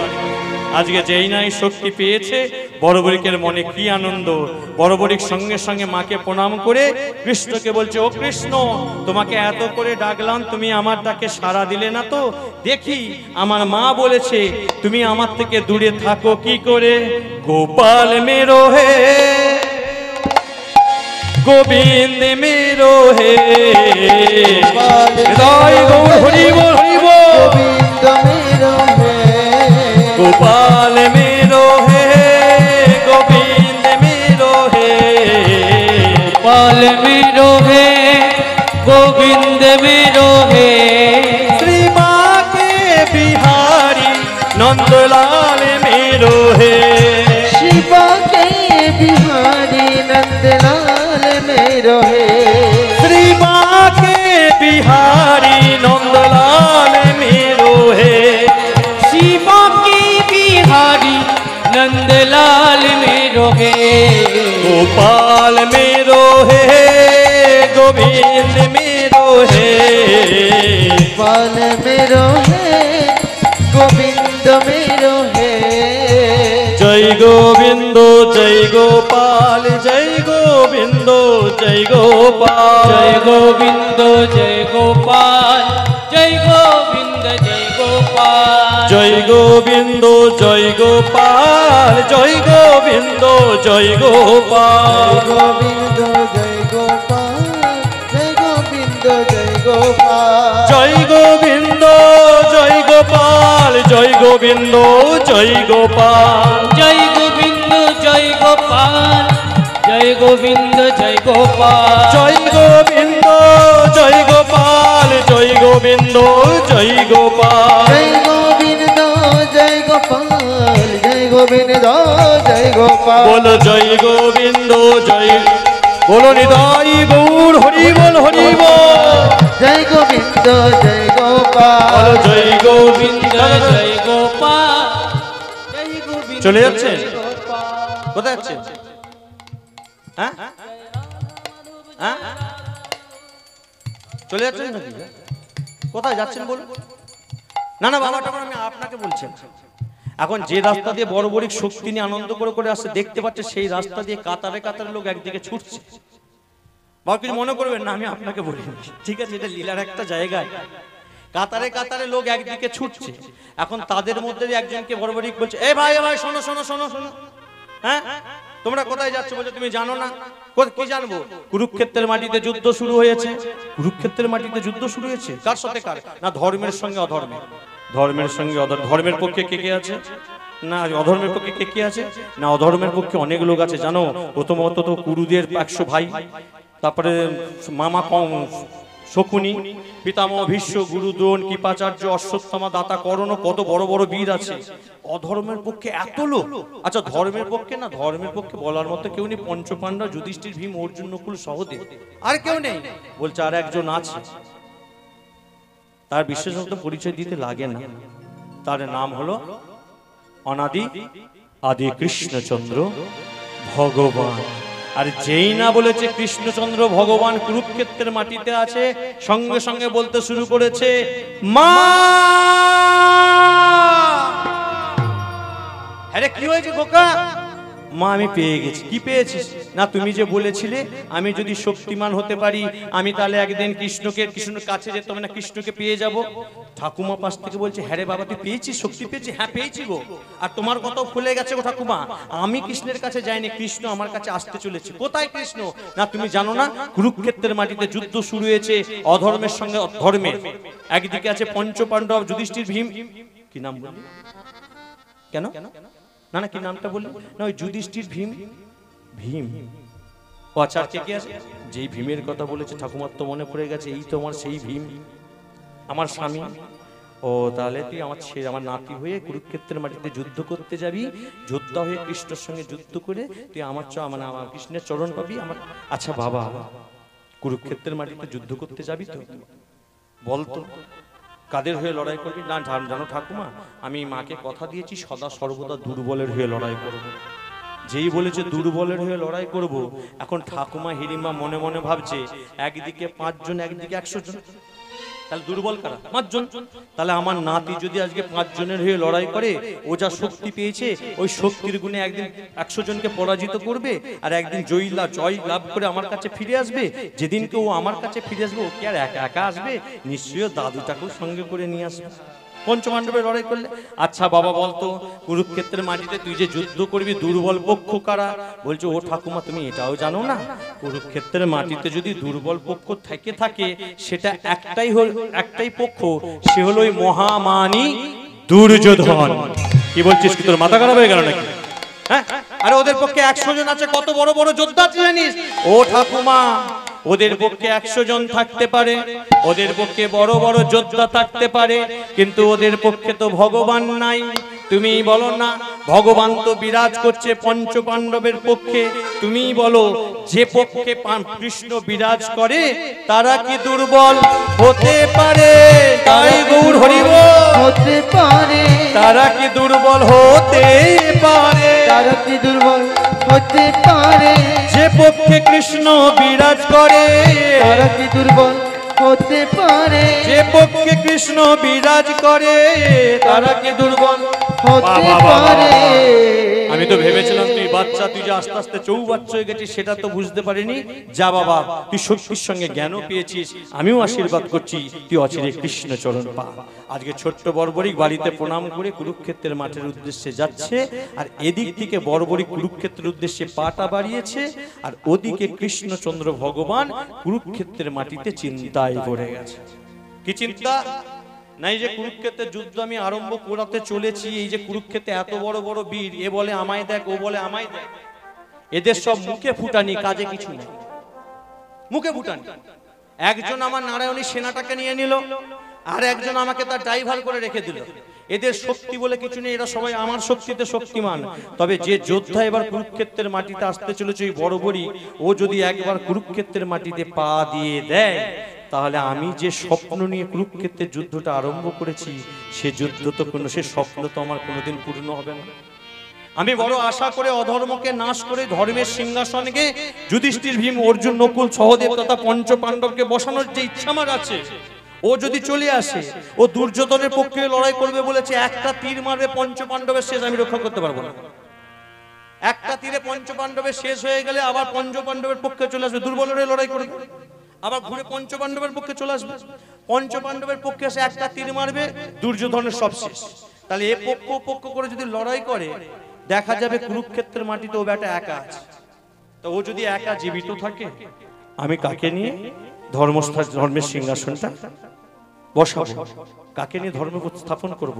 তাই হতে পারে ও আমার ভক্ত, পরীক্ষা তো ওকে দিতেই হবে। এই বলে কৃষ্ণচন্দ্র ভগবান একটা ব্রাহ্মণ রূপ ধারণ করে যে রাস্তা দিয়ে আজকে বড়বড়ি কৃষ্ণ নাম গাইতে গাইতে আসছে, ঠিক তার পেছন পেছু ভক্ত তোমার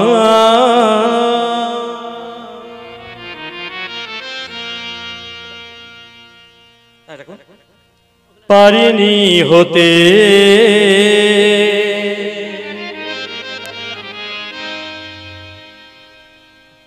চরণে দিও মোরে ঠাঁই।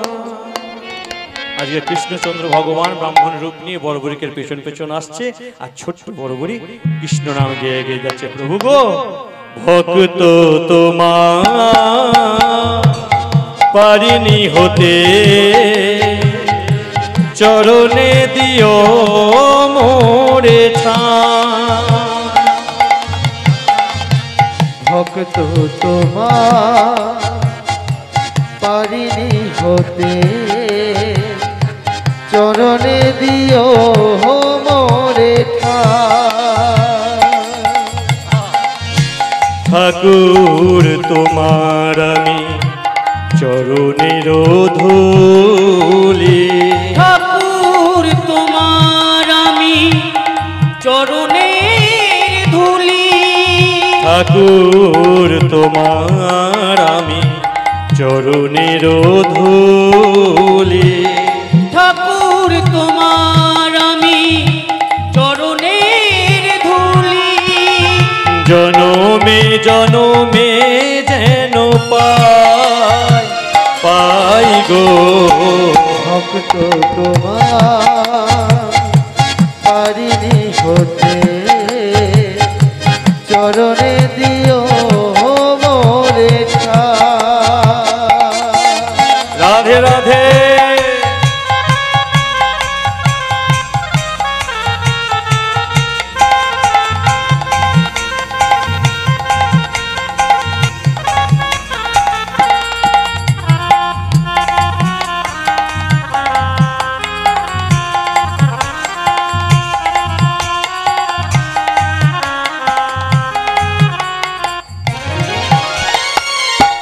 আমি শুধু চোরাবালি কে করিবে পার, তোমারই ওই শ্রীচরণে দিয়েছি সাঁতার। আমি শুধু চোরাবালি কে করিবে পার, তোমার ওই শ্রীচরণে দিয়েছি সাঁতার। আমি শুধু চোরাবালি কে করিবে পার, তোমারই ওই শ্রীচরণে দিয়েছি সাঁতার। আমি শুধু চোরাবালি কে করিবে পার, তোমার ওই শ্রীচরণে দিয়েছি সাঁতার।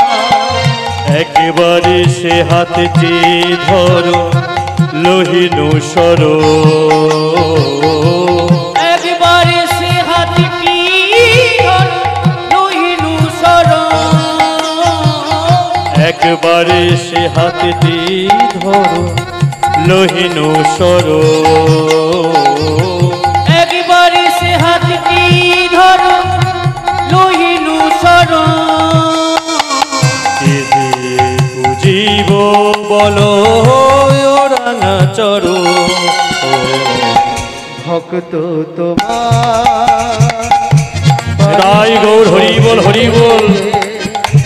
চরণে দিও মোরে ঠাই মোরে ঠাই গো চরণে দিও মোরে ঠাই ও গো ঠাই গো চরণে দিও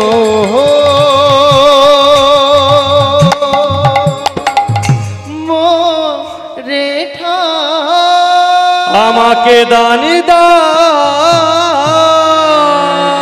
আমাকে দানে দাও আরে কে আপনি? দেখে তো মনে হচ্ছে একজন ব্রাহ্মণ। এই ফাঁকা রাস্তার মাঝে জান চাওয়ার মতো আপনি কাউকে পেলেন না? হ্যাঁ, আরে আমার দেওয়ার মতো কি আছে যে আপনাকে দান দেবো? দেওয়ার যদি ইচ্ছা থাকে কিছু না থাকলেও দেওয়া যায়, আর দেওয়ার ইচ্ছা যদি না থাকে হাজার থাকলেও সে দেয় না, তাই না? প্রমাণ দেখবেন এই হরি যে বাসনগুলো হয়, হরি বাসনগুলো নির্মাণ করতে অনেক ব্যয় হয়। একটা গ্রামের মধ্যে দেখবেন ধনী দরিদ্র সব শ্রেণীর মানুষ বাস করে, সব শ্রেণী। আপনাদের এখানে হয়তো নেই, আমি আমাদের পাশে কথা বলছি। যে দেখবেন যে বাড়িতে 4টে লোক চাকরি করে, তার বাড়িতে যদি 500 টাকা চাঁদা ফেলেন, দেখবেন একটা অজান্তা জুতো শেষ হয়ে যাওয়ার পর একটা 50 কি 100 টাকা বেরোবে, পরের বছর দেখব। কিন্তু দেখবেন যে রোজ আনে দিন খায়, তার বাড়িতে যদি আপনি 100 টাকাও ফেলেন না, সে কোনো রকম প্রশ্ন না করে আপনাকে 100 টাকায় চাঁদা দেবে। কারণ সে জানে এটা আমি মদ খেতে দিচ্ছি না, মাদলামি করতে দিচ্ছি না, ফুর্তি করতে দিচ্ছি না, না জানি কত কষ্টের বসার পয়সা ডাক্তারে খেয়ে নেয়, আর 100 টাকা আমি গোবিন্দ সেবায় দিতে পারবো না। চাওয়া পাওয়ার মধ্যে পার্থক্য আছে, দেওয়ার মধ্যে মনের ভাবের পার্থক্য থাকে। তোর যদি দেওয়ার মন থাকে কিছু না থাকলেও দিতে পারবি, আর যদি দেওয়ার মন না থাকে হাজার থাকবে। আচ্ছা বেশ বলুন, আপনি কি চান? যদি আমার দেওয়ার থাকে অবশ্যই আমি দেবো। বলুন না, আগে নেবো তো বটে, দান তো আমি অবশ্যই নেবো। আগে বলতো তুই কোথায় যাবি? না আমি কুরুক্ষেত্রের মাটিতে যাবো। তোর মাথা খারাপ হয়েছে? কুরুক্ষেত্রের মাটিতে জানিস না এখন যুদ্ধ হচ্ছে? বলছে জানি তো, আমি যুদ্ধ করতেই তো যাচ্ছি। যুদ্ধ করতে তুই একটা বাচ্চা ছেলে দুধের দাঁত ভাঙেনি, তুই কুরুক্ষেত্রের মাটিতে যুদ্ধ করতে যাচ্ছিস। কত বড় বড় বীর, কত বড় বড় যোদ্ধা আছে জানিস? যত বড় যোদ্ধা তার সবাই আমার কোড়ে আঙুলের সমতুল্য। এত অহংকার। হ্যাঁ, শক্তি থাকলে অহংকার হবে। আমার ক্ষমতা আছে, আমার শক্তি থাকলে শক্তির অহংকার হবে না? রূপ থাকলে রূপের অহংকার থাকে, জ্ঞান থাকলে জ্ঞানের অহংকার থাকলে থাকতে পারে। তাহলে আমার শক্তি আছে, শক্তির অহংকার থাকবে না? আছে, শক্তি আছে, অহংকার করছে। তুই জানিস ওই কুরুক্ষেত্রের মাটিতে লোকে যাকে ভগবান বলে, যার নাম কৃষ্ণ, সেও বিরাজ করছে। ভক্ত দেখুন কি উত্তর দিচ্ছে, ওখানে কৃষ্ণ থাক আর কৃষ্ণের বাবা থাক, ভক্ত আমার হাত থেকে পরিত্রাণ নেই। সে তো জানে আমি যাচ্ছি কৃষ্ণ চরণে, তো চরণ পাওয়ার জন্য। যত রাগাতে পারবো তত তো বেরোবে। ওই জন্য উল্টো উল্টো কথা বলছে। বেশ বেশ, আর তুই যখন তোর অহংকার করে দিয়ে দেখি পরীক্ষা, কি পরীক্ষা চাই? নাই যে তোর পেছনে অশ্বত্থ গাছটা দেখতে পাচ্ছিস? পাচ্ছি। তো যদি বানের এত ক্ষমতা হয়, কই একটা বান মেরে অশ্বত্থ গাছের প্রতিটা পাতা ছিদ্র করে দেখা। এই কথা এক্ষুনি করছি। এই বলে তুন থেকে তীরটা বের করে যোগমায়াকে স্মরণ করার জন্য যেই না চোখটা বন্ধ করেছে, সঙ্গে সঙ্গে ব্রাহ্মণ রূপী ভগবান আমার ছলনা করে ওই অশ্বত্থ গাছ থেকে একটা পাতা তুলে নিজের পায়ের তলা অর্থাৎ চরণের তলায় লুকিয়ে রেখেছে। আগের কথা মতো প্রথম বান ছাড়লো, সবাইকে পরীক্ষা, পুরোটা পরীক্ষা করে ফিরে আসলো। দ্বিতীয় বান ছাড়লো, পরীক্ষা করে ফিরে আসলো।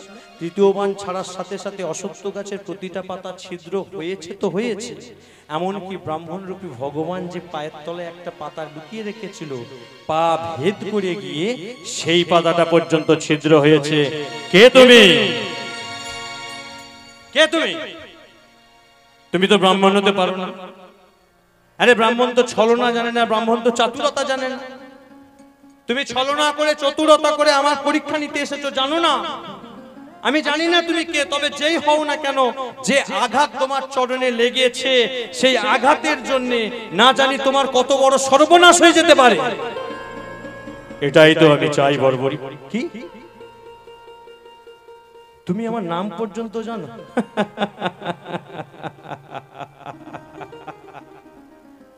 বর্বরী, আমি শুধু তোর নাম নয় রে, তোর বাবার নাম, তার বাবার নাম, তার বাবার নাম, তার বাবার নাম, তার বাবার নাম, এই জগৎ সংসারে প্রতিটা জীবের বাবার নাম আমি জানি। কে তুই? আমি জানতে চাস কে?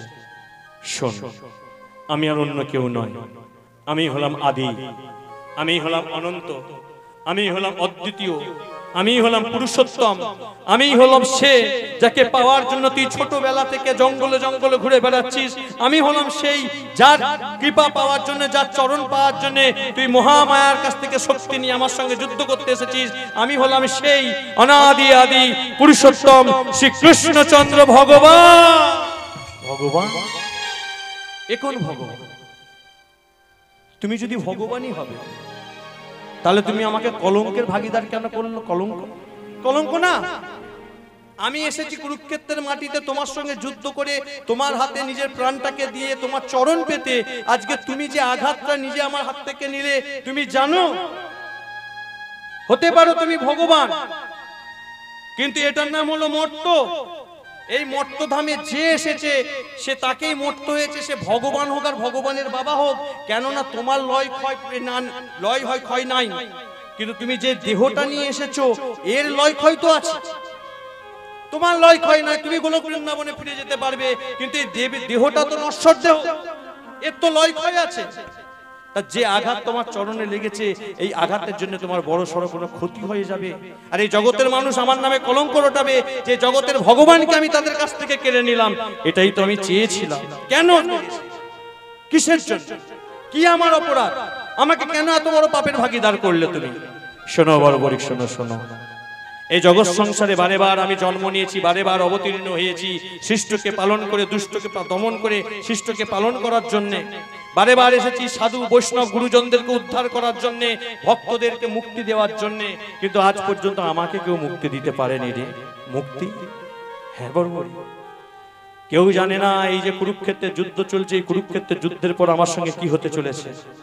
আমাকে হতে হবে অভিশপ্ত, আমার চোখের সামনে আমার 56 কোটি যদুবংশ হবে ধ্বংস। এমনকি আমাকেও এই লীলাধামের লীলা খেলা সেরে ফিরে যেতে হবে গোলক বৃন্দাবনে। আজ পর্যন্ত আমি চিন্তায় ছিলাম আমার যে লীলা সংবরণ করাবে এত বড় যোদ্ধা পৃথিবীর মাটিতে কে আছে, সেটা একমাত্র তুই।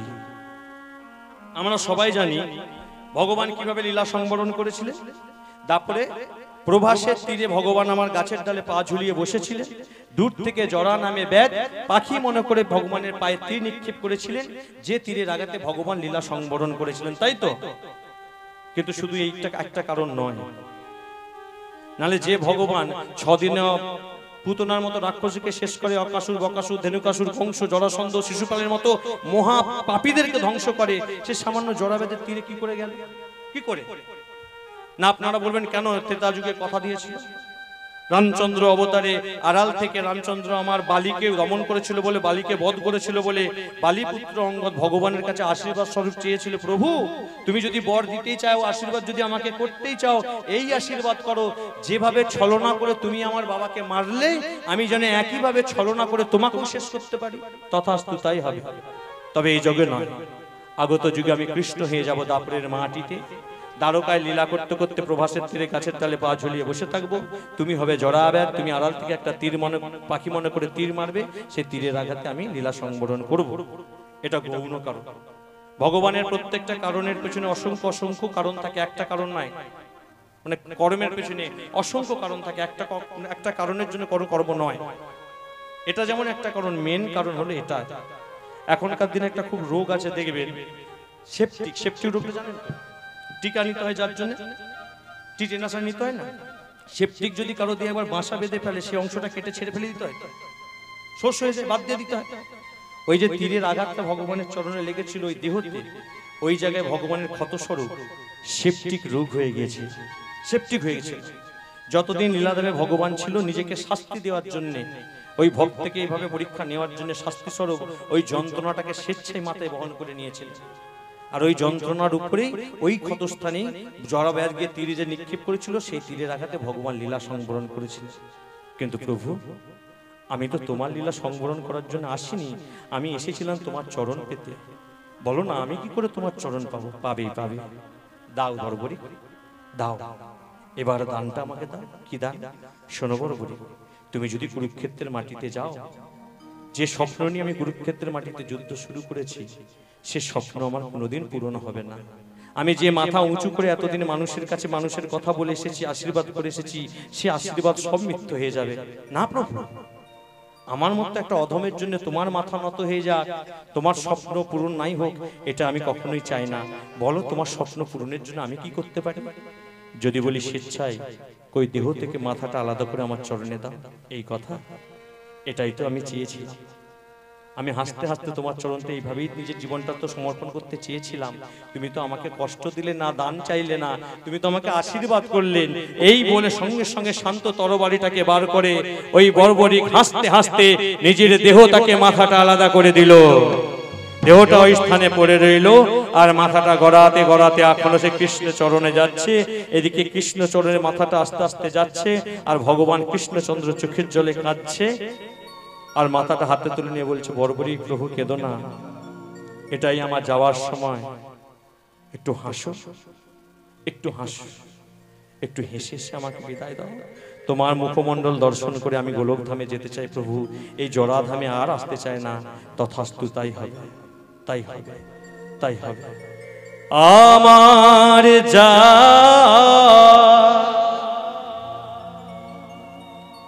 সময় হলো, দাও বিদায়। এ ভক্তমণ্ডলী, ভক্তিমতী মায়েরা, এটাই আমার শেষ গান। যদি কোনো ভুল ত্রুটি করে থাকি আপনারা চরণতলে নিজ বন্ধু নিজ সন্তান মনে করে ক্ষমা করে দেবেন। আবার যখন কখনো যদি আপনাদের চরণতলে আসতে পারি, আবার নতুন কোনো ভগবানের লীলা কথা আপনাদের সাথে তুলে ধরব। আমার যাওয়া সময় হলো, দাও বিদায়। মোছো আখি নয়নের জল, দাও বিদায়।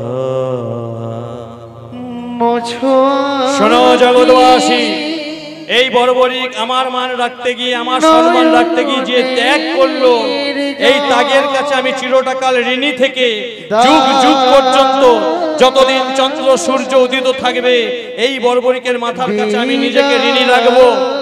এতদিন যে সিংহাসনে আমি বসেছিলাম, আজ থেকে আমার সেই সিংহাসনে এই ছোট্ট বর্বরিকের কাটা মাথাটাকে আমি নিজে প্রতিষ্ঠা করব।